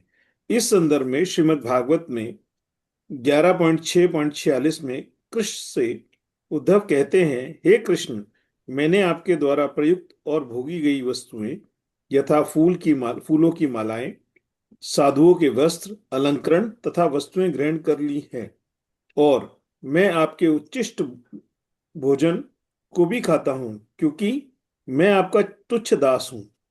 इस तरह मुझे विश्वास है कि भौतिक शक्ति माया का जादू मुझ पर नहीं चल पाएगा। इस श्लोक का अर्थ यही है कि जो व्यक्ति गोपी चंदन के तिलक से शरीर को अलंकृत करने के विधान को अपनाता है और कृष्ण की अर्पित की गई मालाएं धारण करता है, उसे माया अपने वशीभूत नहीं कर सकती। मृत्यु के समय यमराज के दूत उसे अपने पास नहीं बुलाते। यदि वह सारे वैष्णव नियमों का पालन नहीं भी करता, किंतु यदि वह कृष्ण प्रसाद ग्रहण करता है, तो वह क्रमशः वैष्णव पद को प्राप्त करने का पात्र बन जाएगा। इसी प्रकार स्कंद पुराण में ब्रह्मा जी नारद जी से कहते हैं, हे नारद, जो व्यक्ति कृष्ण को अर्पित फूलों की माला को अपने गले में धारण करता है, वह समस्त रोगों तथा पाप कर्मों के फलों से मुक्त हो जाता है तथा पदार्थ के कल्मश से क्रमशः छूट जाता है। हरे कृष्ण। धन्यवाद। तो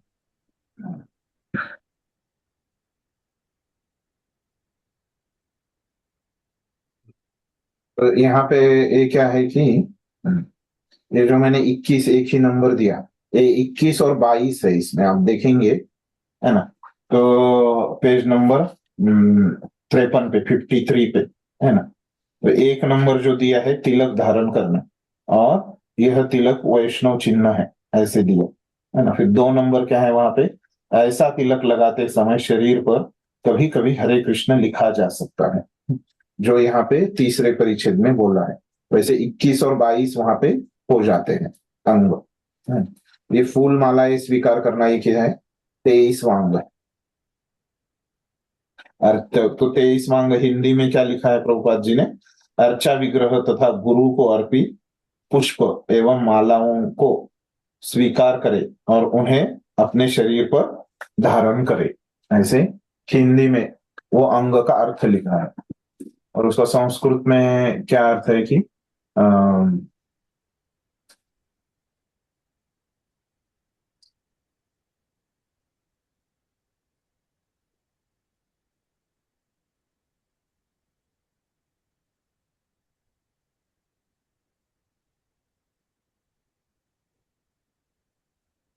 निर्माल्या धृति। तो निर्माल्या मतलब क्या होता है कि जो भगवान ने एक बार इस्तेमाल कर लिया, तो वो नहीं, भगवान है ना, भक्तों ने जैसे गुरु ऐसे वरिष्ठ भक्तों ने इस्तेमाल कर लिया, तो वो निर्माल्य हो जाता है। तो ये निर्माल्या धृति मतलब निर्माल्य को मतलब स्वीकार करना, है ना। तो यहाँ पे अभी उसका प्रभुपाद ने फूल माला है, लेकिन वो कुछ भी हो सकता है।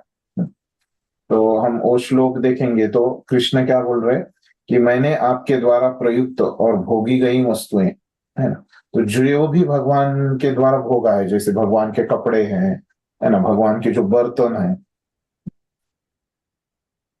तो ये किसी को भी, साधुओं के वस्त्र अलंकार, मतलब साधुओं के मतलब हमारे गुरु के स्तर पे जो लोग है ना, उनके, तो उनके वस्त्र हो, अलंकार उन्होंने जो इस्तेमाल किया है, वो हम धारण कर सकते हैं। और उनके द्वारा जो भोगा गया जो भोजन है, प्रसाद है, वो भी हम उच्छिष्ट महाप्रसाद हम बोल लेते हैं।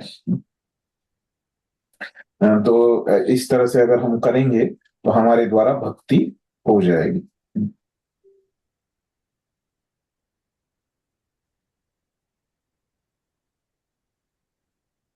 तो ऐसे अगर हम करेंगे तो यहाँ पे बता रहे आगे कि माया द्वारा हम वशीभूत नहीं होंगे अगर हम करेंगे, क्योंकि वो ये म्यूट पे रखिए अपने को। तो माया द्वारा आप वशीभूत नहीं होंगे।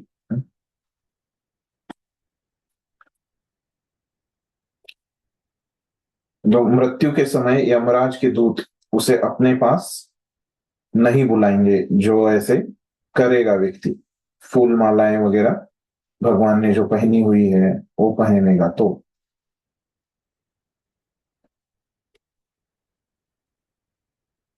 यदि वह सारे वैष्णव नियमों का पालन नहीं भी करता, किंतु वह कृष्ण प्रसाद ग्रहण करता है ना। कृष्ण प्रसाद मतलब कृष्ण ने जो भी इस्तेमाल किया है वो अगर वो ग्रहण करता है, वो क्या है कि वो भक्त बन जाएगा। उसका महत्व बताने के लिए वो श्लोक है इस तरह से।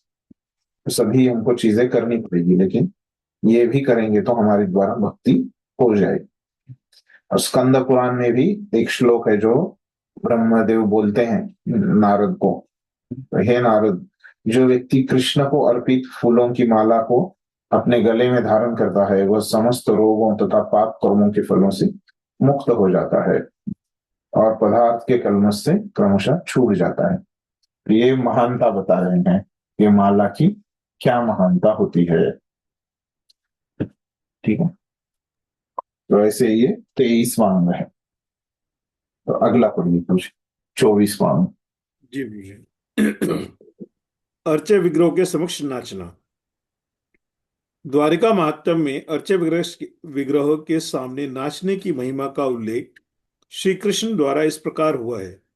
जो व्यक्ति प्रसन्नचित्त रहता है और जो मेरे समक्ष नाचते समय भाव विभोर हो जाता है और विभिन्न शारीरिक भंगिमाएं प्रकट करता है, वह हजारों वर्षों से संचित सभी पाप फलों से को जला सकता है।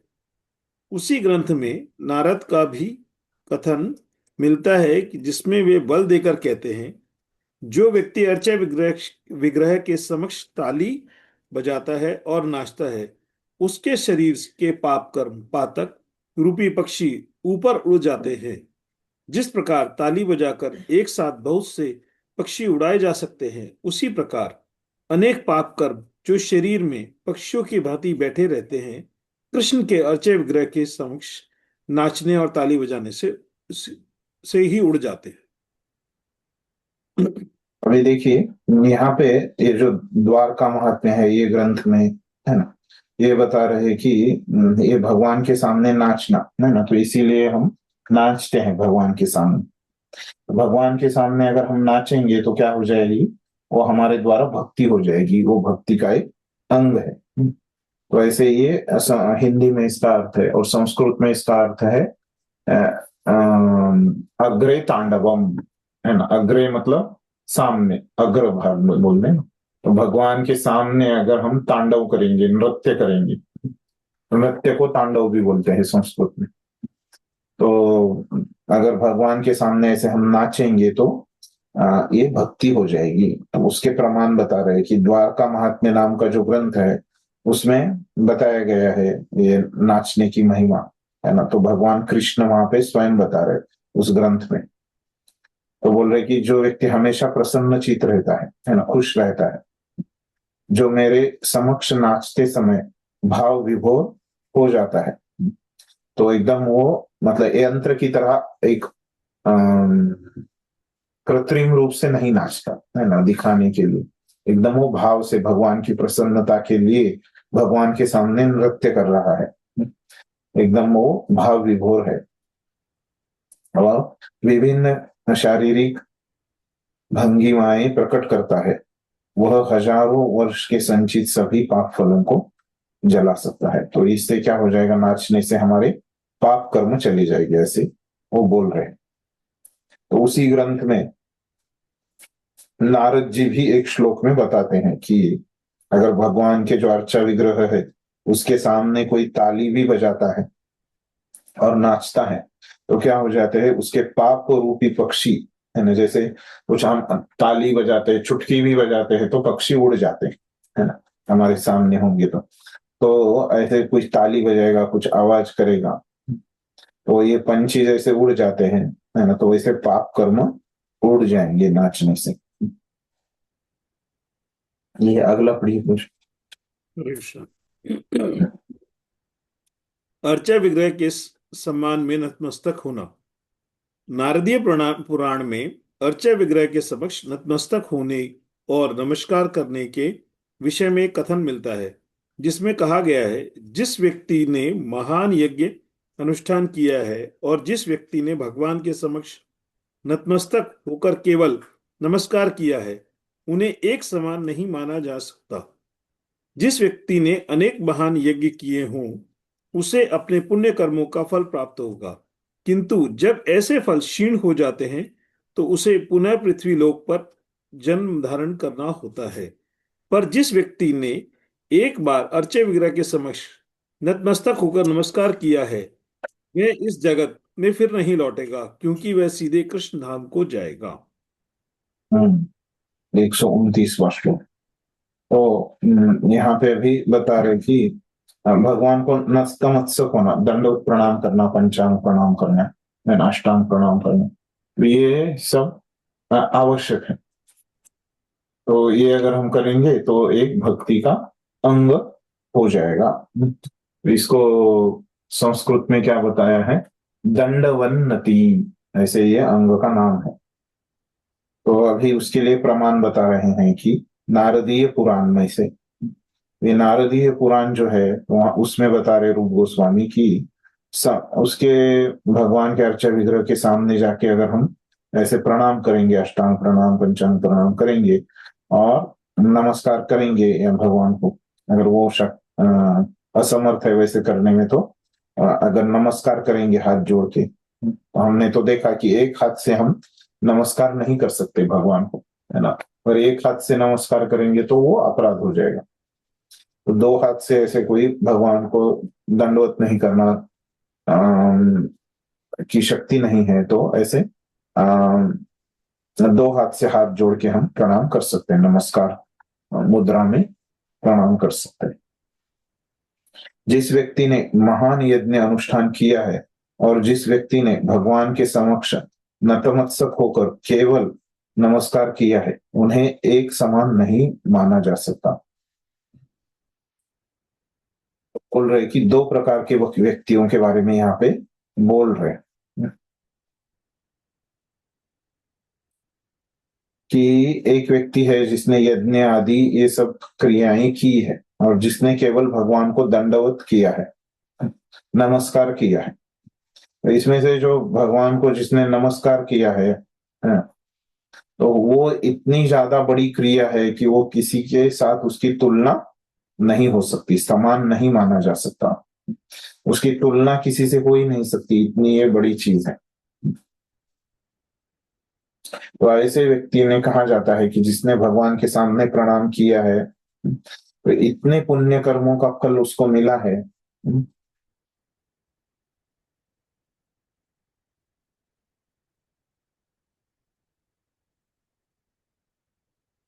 तो ऐसा व्यक्ति इसके पुण्य कर्म बढ़ेंगे और वो भगवत धाम चला जाएगा, है ना, कृष्ण धाम को चला जाएगा।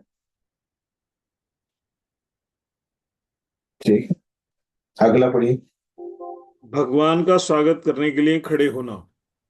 ब्रह्मांड पुराण में बताया गया है, में कहा गया है, जो व्यक्ति भगवान की रथ यात्रा उत्सव का दर्शन करता है और फिर भगवान की अगवानी स्वागत करने के लिए खड़ा हो जाता है, वह अपने शरीर में से समस्त प्रकार के पाप फलों को धो देता है। तो यहाँ पे बोल रहे कि तो भगवान का स्वागत करना मतलब जैसे भगवान की पालकी या रथ, है ना, हम वहां यहाँ पे बैठे एक जगह से और उधर से आ रहा है, हमारे सामने से या पीछे से कहीं से आ रहा है, तो जब वो आएगा तो उठना चाहिए पालकी के सामने वगैरह। भगवान की पालकी आ रही है तो बैठ के ही नहीं रहना है, वैसे उठते नहीं है ना, तो वो क्या हो जाएगा, वो अपराध हो जाएगा और वो भक्ति नहीं होगा। और बोले कि अगवानी, मतलब स्वागत करना होगा। ठीक। प्रभु जी इसमें ये 26वां नंबर होगा प्रभु जी, ये ऊपर वाला 25 था ना? 25। अच्छा, हाँ हाँ जी, 26 नंबर मेरा गलत हो गया, 26। जी। अगला पढ़ी। अर्चे विग्रह के पीछे पीछे चलना। भविष्य पुराण में ऐसा कथन मिलता है जिसमें कहा गया है कि यदि रथ यात्रा के समय जब अर्चे विग्रह आगे से या पीछे से जा रहे हों, तो यदि निम्न कुल में भी उत्पन्न पुरुष रथ के पीछे पीछे चलता है तो वह निश्चय ही विष्णु के समान ऐश्वर्य प्राप्त करके उच्च पद तक पहुंच जाएंगे। जब ऐसे ही उनकी शोभा यात्रा निकलती है न, भगवान की, तो उस समय हमको क्या करना चाहिए, उनके पीछे पीछे चलना चाहिए।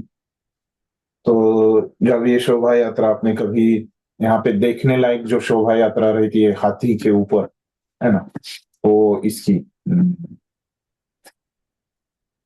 वो केरल में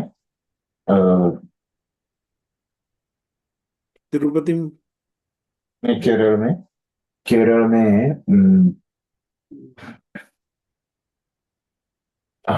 ये कृष्ण का मंदिर है, अयप्पा टेम्पल, नहीं, श्रीरंगम, पद्मनाभ केरल में ही है, लेकिन वो वहां पे भी निकलती होगी, मैं नहीं गया उसमें। तो ये वो केरल में, वो दक्षिण भारत में ये थोड़ा रहता है। उडुपी में नहीं, उडुपी तो ये कर्नाटक वाला है। अच्छा। हाँ, गुरुवायु, हाँ गुरुवायु, गुरुवायु की बहुत प्रसिद्ध है, वो 4 हाथी पे वो निकालते हैं वो, है ना, वो तो वो होती है, तो उसके सामने कोई नहीं चलता, देखिए वो हाथी के वो सामने, है ना, ये सब लोग डरते रहते, सब उनके पीछे ही रहते हैं, ऐसे बाजू में खड़े रहते हैं, है ना? जो हाथियों का चलने का जो रास्ता है ना, तो वहां पे बहुत एकदम संस्कृतिजनक वो निकालते हैं गुरुवायूर में। और फिर तो ये सब साइड में ऐसे खड़े रहते हैं लोग, देखते हैं ऐसे आ रही है परिक्रमा, लेकिन फिर उनके सामने कोई नहीं चलता। जब रथ यात्रा चलती है तो उसके पीछे पीछे हमको चलना चाहिए। तो अभी हमारा जो जगन्नाथ जी का रथ यात्रा है, तो रथ खींचने के लिए तो रस्सी को तो सामने ही खींचना पड़ेगा, है ना, तो उस समय ये तो हमको भगवान के सामने जाना पड़ेगा, है ना। तो आगे जाके एक जगह पे आएगा ये अंगों में ही, कि आगे भी हम चल सकते हैं और पीछे भी चल सकते हैं रथ के, ऐसी कुछ अपराध नहीं है, तो पीछे ही चलना है। ये रथ यात्रा में जगन्नाथ जी को तो हमको आगे से खींचना पड़ेगा, रस्सी तो आगे रहती है, तो दोनों जगह पे चलता है, आगे पीछे। यहाँ पे पीछे बोला है, अभी हम देखेंगे 64 अंगों में ये एक जगह पे आएगा कि हम आगे भी जा सकते हैं, मतलब वहां पे रहना है। तो कहने की बात है कि आगे रहो पीछे रहो, वहां पे रथ यात्रा में, आप शोभा यात्रा में आपको रहेंगे तो आपके द्वारा भक्ति हो जाएगी, ये एक भक्ति का अंग है। अगला पढ़िए। विष्णु मंदिर या तीर्थ स्थानों की यात्रा। पुराणों में कहा गया है, जो व्यक्ति वृंदावन, मथुरा या द्वारका जैसे तीर्थ स्थानों में जाने का प्रयास करते हैं वे वास्तव में धन्य हैं। ऐसी यात्रा कार्यों से वे भवरूपी मरुस्थल को पार कर जाते हैं। हरि भक्ति सुधोदय में भगवान कृष्ण के मंदिरों में जाने के लाभों का वर्णन आता है। जैसा कि हम पहले बता चुके हैं, वृंदावन, मथुरा तथा द्वारका में यह प्रथा है कि सारे भक्त इन पवित्र स्थानों में स्थित विभिन्न मंदिरों के दर्शन करने का लाभ उठाते हैं। हरि भक्ति सुधोदय का कथन है, जो लोग कृष्ण भावना भावित शुद्ध भक्ति से प्रेरित होकर मंदिर में विष्णु के अर्चे विग्रहों के दर्शन करने जाते हैं, वे अपनी माता के गर्भ रूपी बंदी गृह में पुनः प्रवेश करने से मुक्ति पा लेते हैं। बद्धात्मा जन्म के समय माता के गर्भ में रहने के कष्ट को भूल जाता है, किंतु यह अत्यंत पीड़ादायक तथा भयानक अनुभव होता है। इस भौतिक दशा से बचने के लिए ही मनुष्य को भक्ति भाव से विष्णु मंदिर जाने की सलाह दी जाती है, तभी वह भौतिक जन्म की कष्टप्रद स्थिति से अत्यंत आसानी से बच सकता है। हरे कृष्ण। धन्यवाद। तो अभी यहाँ पे जो हम देख रहे हैं वो 28वां अंग हमने देखा। वो क्या है कि विष्णु मंदिर या तीर्थ स्थानों की यात्रा। तो ऐसे ये 132वें श्लोक में बोला है। तो ये अंग जो है, तो ये 132वें श्लोक में वही उन्होंने खुद से बनाया वो श्लोक। वो क्या बोलते हैं, स्थाने गति ही स्थानम तीर्थम गृहम चास्य तत्र तीर्थे गतिर्यथा। तो मतलब स्थानीय गति मतलब जाना है ना, ऐसे तीर्थ स्थानों पे जाना। तो जो कि तीर्थ है, जो भगवान के घर है, तो उनके मंदिर है, और तो उस जगह पे हमको जाना। तो ऐसे ही 132वें श्लोक में कहा गया है। तो फिर अभी इसके प्रमाण बता रहे। प्रमाण के लिए 2 श्लोक बताए, है ना। तो एक तो पहला उन्होंने बताया है कि पुराणों से है, लेकिन वो पुराण का नाम नहीं बताया उन्होंने।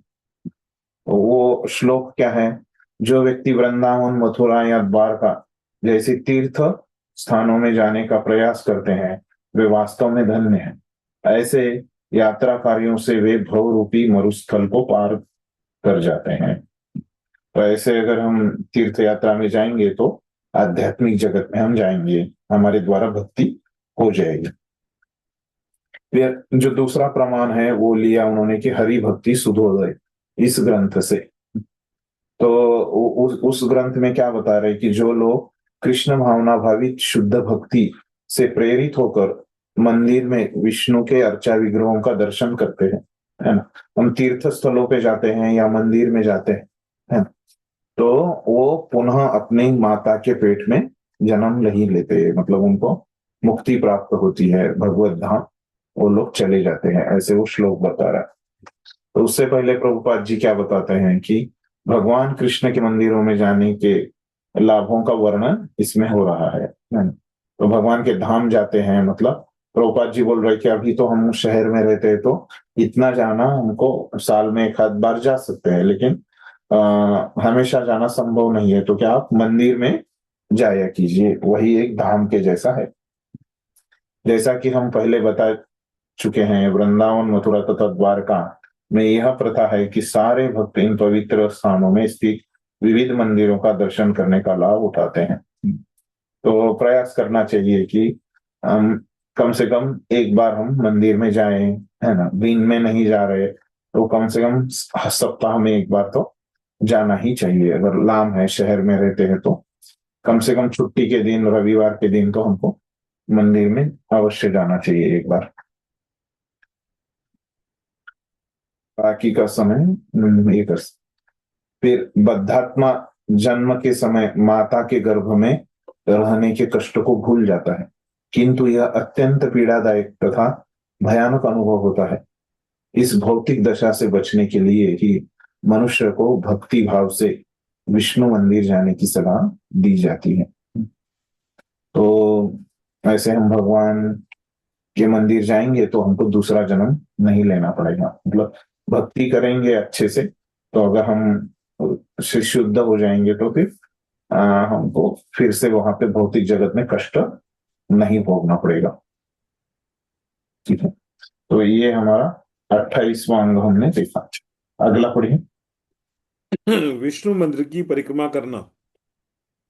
हरि भक्ति सुधोदय में कहा गया है, जो व्यक्ति विष्णु के अर्चे विग्रह की परिक्रमा करता है वह इस जगत में बारंबार जन्म मृत्यु के चक्र से छूट जाता है। बद्धात्मा अपने अस्तित्व के कारण बारंबार जन्म तथा मृत्यु के माध्यम से परिक्रमा करता रहता है। इसका निवारण मंदिर में अर्चे विग्रह की परिक्रमा करने से आसानी से हो जाता है। भारत में वर्षा ऋतु के 4 महीनों जुलाई, अगस्त, सितंबर तथा अक्टूबर मासों में चतुर्मास उत्सव मनाया जाता है, जिसका शुभारंभ श्रावण मास से होता है। इन 4 महीनों में एक स्थल से दूसरे स्थल की यात्रा करके कृष्ण भावनामृत का प्रचार प्रसार करने वाले साधु पुरुष सामान्यतः किसी एक स्थान पर, विशेषतः किसी तीर्थ स्थान पर जाकर टिक जाते हैं। इस अवधि में कुछ विशेष विधि विधानों को दृढ़ता से पालन करना होता है। स्कंद पुराण में कहा गया है कि यदि कोई इस अवधि में विष्णु मंदिर में कम से कम 4 बार परिक्रमा कर ले तो यह समझा जाता है कि उसने सारे ब्रह्मांड की यात्रा कर ली है। ऐसी परिक्रमा से ऐसे समस्त पवित्र स्थानों का दर्शन हो गया समझा जाता है जहां से होकर गंगा नदी बहती है, और चतुर्मास के विधानों का पालन करने से भक्ति पद शीघ्र प्राप्त हो सकता है। धन्यवाद। तो आगे जो 29वां जो अंग है ना, वो क्या है कि परिक्रमा करना है। तो इससे पहले 28वां था कि धाम में जाना, मंदिर में जाना। मंदिर में जाके अभी क्या परिक्रमा करना। तो कम से कम 3 या 4 परिक्रमा हमको करनी है। तो उसके लिए प्रमाण दे रहे हैं। उसके लिए संस्कृत में क्या है शब्द, परिक्रमो ऐसे शब्द है। परिक्रमा करना को परिक्रमो, संस्कृत में भी परिक्रम ही शब्द है परिक्रमा को। तो ये हरि भक्ति सुधोदय से श्लोक लेके बता रहे कि जो व्यक्ति विष्णु के अर्चा विग्रह की परिक्रमा करता है वह इस जगत में बारंबार जन्म मृत्यु के चक्र से छूट जाता है। परिक्रमा करने से क्या हो जाती है, भक्ति हो जाती है, और भक्ति हम करेंगे और हम शुद्ध हो जाएंगे भक्ति करके, तो फिर जन्म मृत्यु के चक्कर से हम छूट जाएंगे।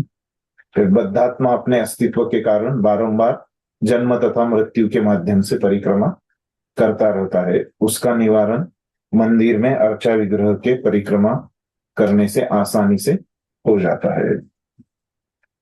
तो बहुत आसान है भक्ति करना, है ना। ऐसे जो अंग है इनका अभ्यास करेंगे तो बहुत आसान रहेगी भक्ति करना।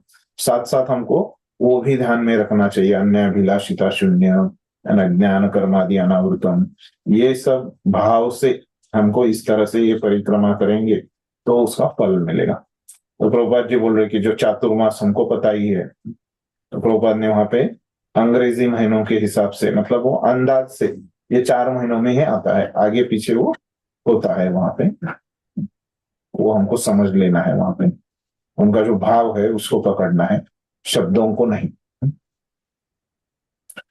फिर आगे वो बता रहे हैं कि इन 4 महीनों में एक स्थान से दूसरे स्थान की यात्रा करके कृष्ण भावनामृत का प्रचार प्रसार करने वाले साधु पुरुष सामान्यतः किसी एक स्थान पर विशेषतया रहते हैं। तो अभी जिनको पता नहीं तो उनके लिए बोल रहे कि ये चातुर्मास में जो साधु लोग जो क्या है हमेशा एक स्थान से दूसरे स्थान जाते हैं, उसके पीछे कारण बताया जाता है शास्त्रों में। तो क्या होता है, साधु लोग को किसी भी भौतिक चीज के ऊपर आसक्ति अच्छी नहीं दिखती, तो उनको लगता है कि वो एक जगह पे रहेंगे तो वहां की चीजें जो है ना, वहां के लोग है, वहां की चीजें हैं, उनसे वो आसक्त होने की संभावना ज्यादा रहती है। इसीलिए साधु क्या करते हैं, 1-2 दिन से ज्यादा पहले जमाने में नहीं रहते थे। इसीलिए आप वृंदावन में जाएंगे तो सनातन गोस्वामी की भजन कुटीर आपको बहुत जगह पे दिखती है ना। जो राधा मदन मोहन मंदिर है उधर भी आपको सनातन गोस्वामी की कुटीर दिखेगी, है ना। उसके नीचे भी दिखेगी उधर थोड़ा साइड में, है ना, जहाँ पे उनकी समाधियां वगैरह है वहां पे भी दिखेगी आपको। और फिर वहां पे वो चकलेश्वर महादेव के उधर भी दिखेगी, है। और कहाँ पे दिखेगी, हाँ, बरसाने में कहाँ पे? ये जो ऐसे है, 2-3 जगह पे है ना? 2 जगह का तो बताया मैंने। तो वहां वृंदावन उसके पास में, हाँ, वृंदावन मंदिर के पास में वहां पे है। हाँ, तो वो याद नहीं आ रहा मुझे। तो ऐसे है उनकी 2-3 जगह पे। तो क्योंकि क्या है कि वो भले ही वृंदावन में रहते थे, उनको चैतन्य महाप्रभु की आज्ञा थी कि आप वृंदावन में रहो, वहां पे तीर्थों का ये करो, ढूंढो तीर्थों को, शास्त्र लिखो, फिर भी लेकिन वो क्या है कि 1-2 दिन से ज्यादा एक जगह पे नहीं रहते थे वो। तो इस प्रकार से साधुओं को रहता है, जैसे गुरु ने उनको जो बोला है उस पे हिसाब से, है ना?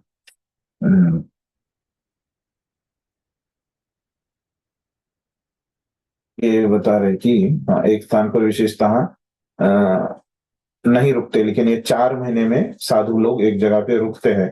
तो उस समय उन्होंने क्या करना चाहिए?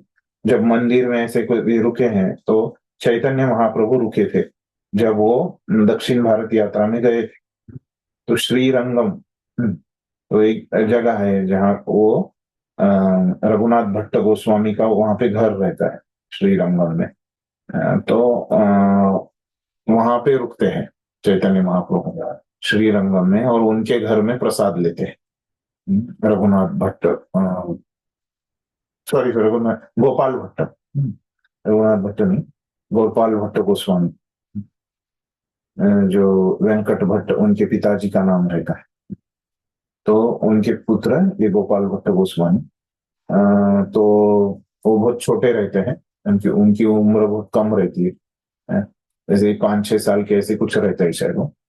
तो उस समय वो वहां पे रुकते हैं, चातुर्मास रहता है, तो 4 महीने वो श्रीरंगम में ही रुकते हैं चैतन्य महाप्रभु जब उनकी दक्षिण भारत यात्रा में।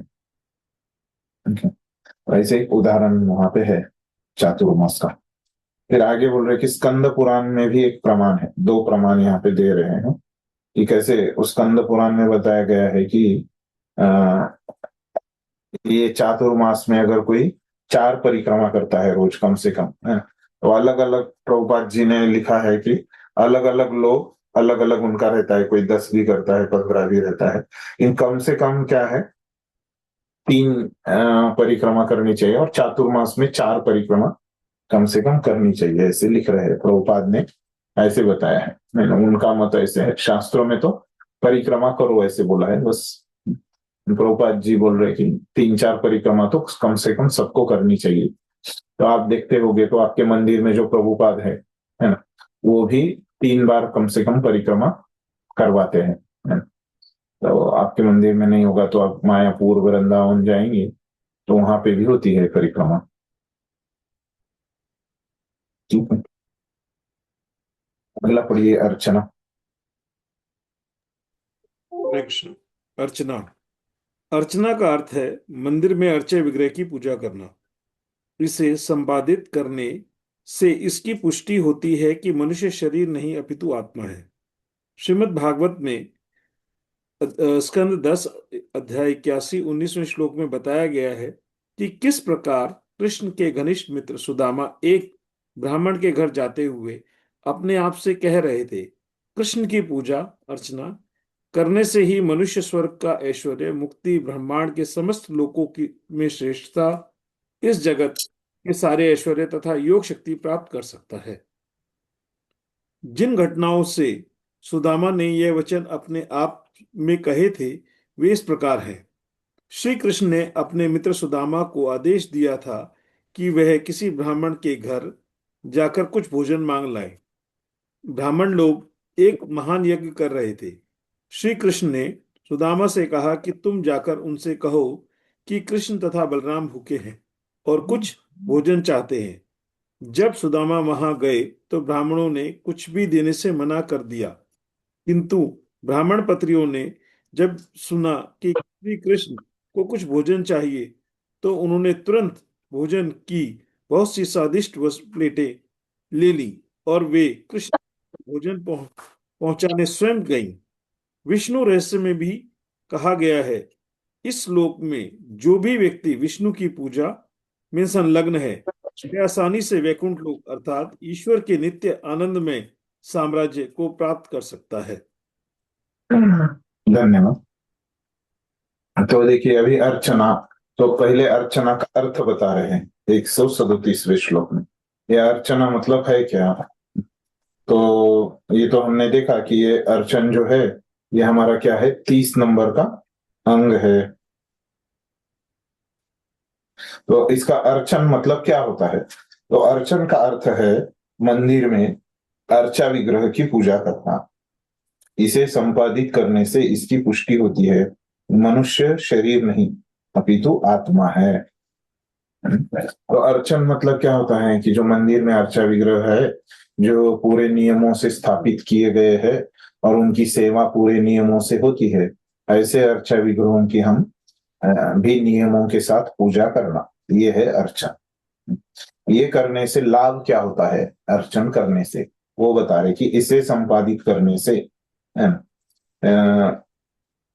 हमको समझ में आता है कि हम शरीर नहीं और हम आत्मा है। ये साक्षात्कार अगर हमको प्राप्त करना है तो उसके लिए ये अर्चन बहुत आवश्यक है। तो ये करने से हमको ये समझ में आता है कि हम शरीर नहीं और आत्मा है। ये प्रभुपाद जी इस तरह से बता रहे हैं इसके बारे में।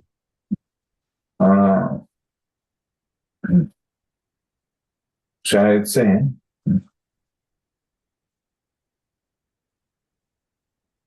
आचार्यों ने,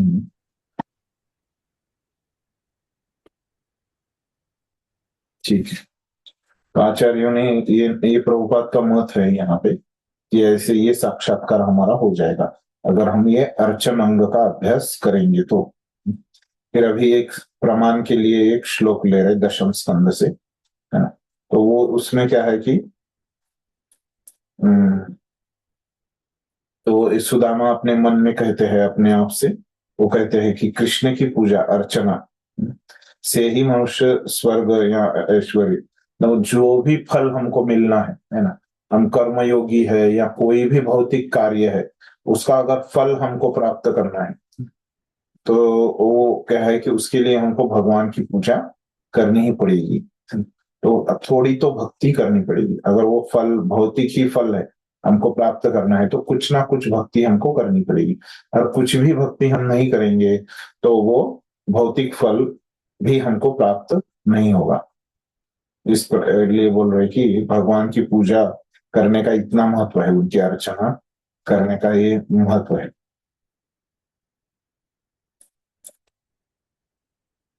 तो कृष्ण बोलते हैं सुदामा को कुछ भिक्षा मांग के लेके आओ, है ना, ब्राह्मण से। तो मतलब कहाँ पे? ये वृंदावन में है। जो ये है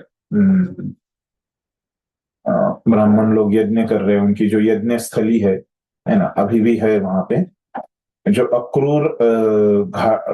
अक्रूर जी का ये जो है जो जगह है जहाँ पे उन्होंने रथ छोड़ के वहां पे वो पानी में गए थे, भगवान और कृष्ण बलराम वहां पे रथ के ऊपर थे और वो नदी में जाते हैं, है ना।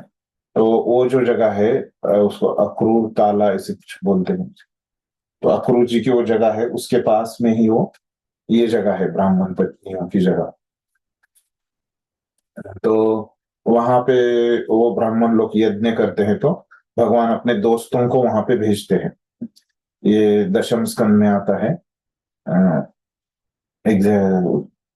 20 या 20-25 के बीच में ये अध्याय है दशम स्कंद का। तो उसमें ये वर्णन आता है ब्राह्मण का।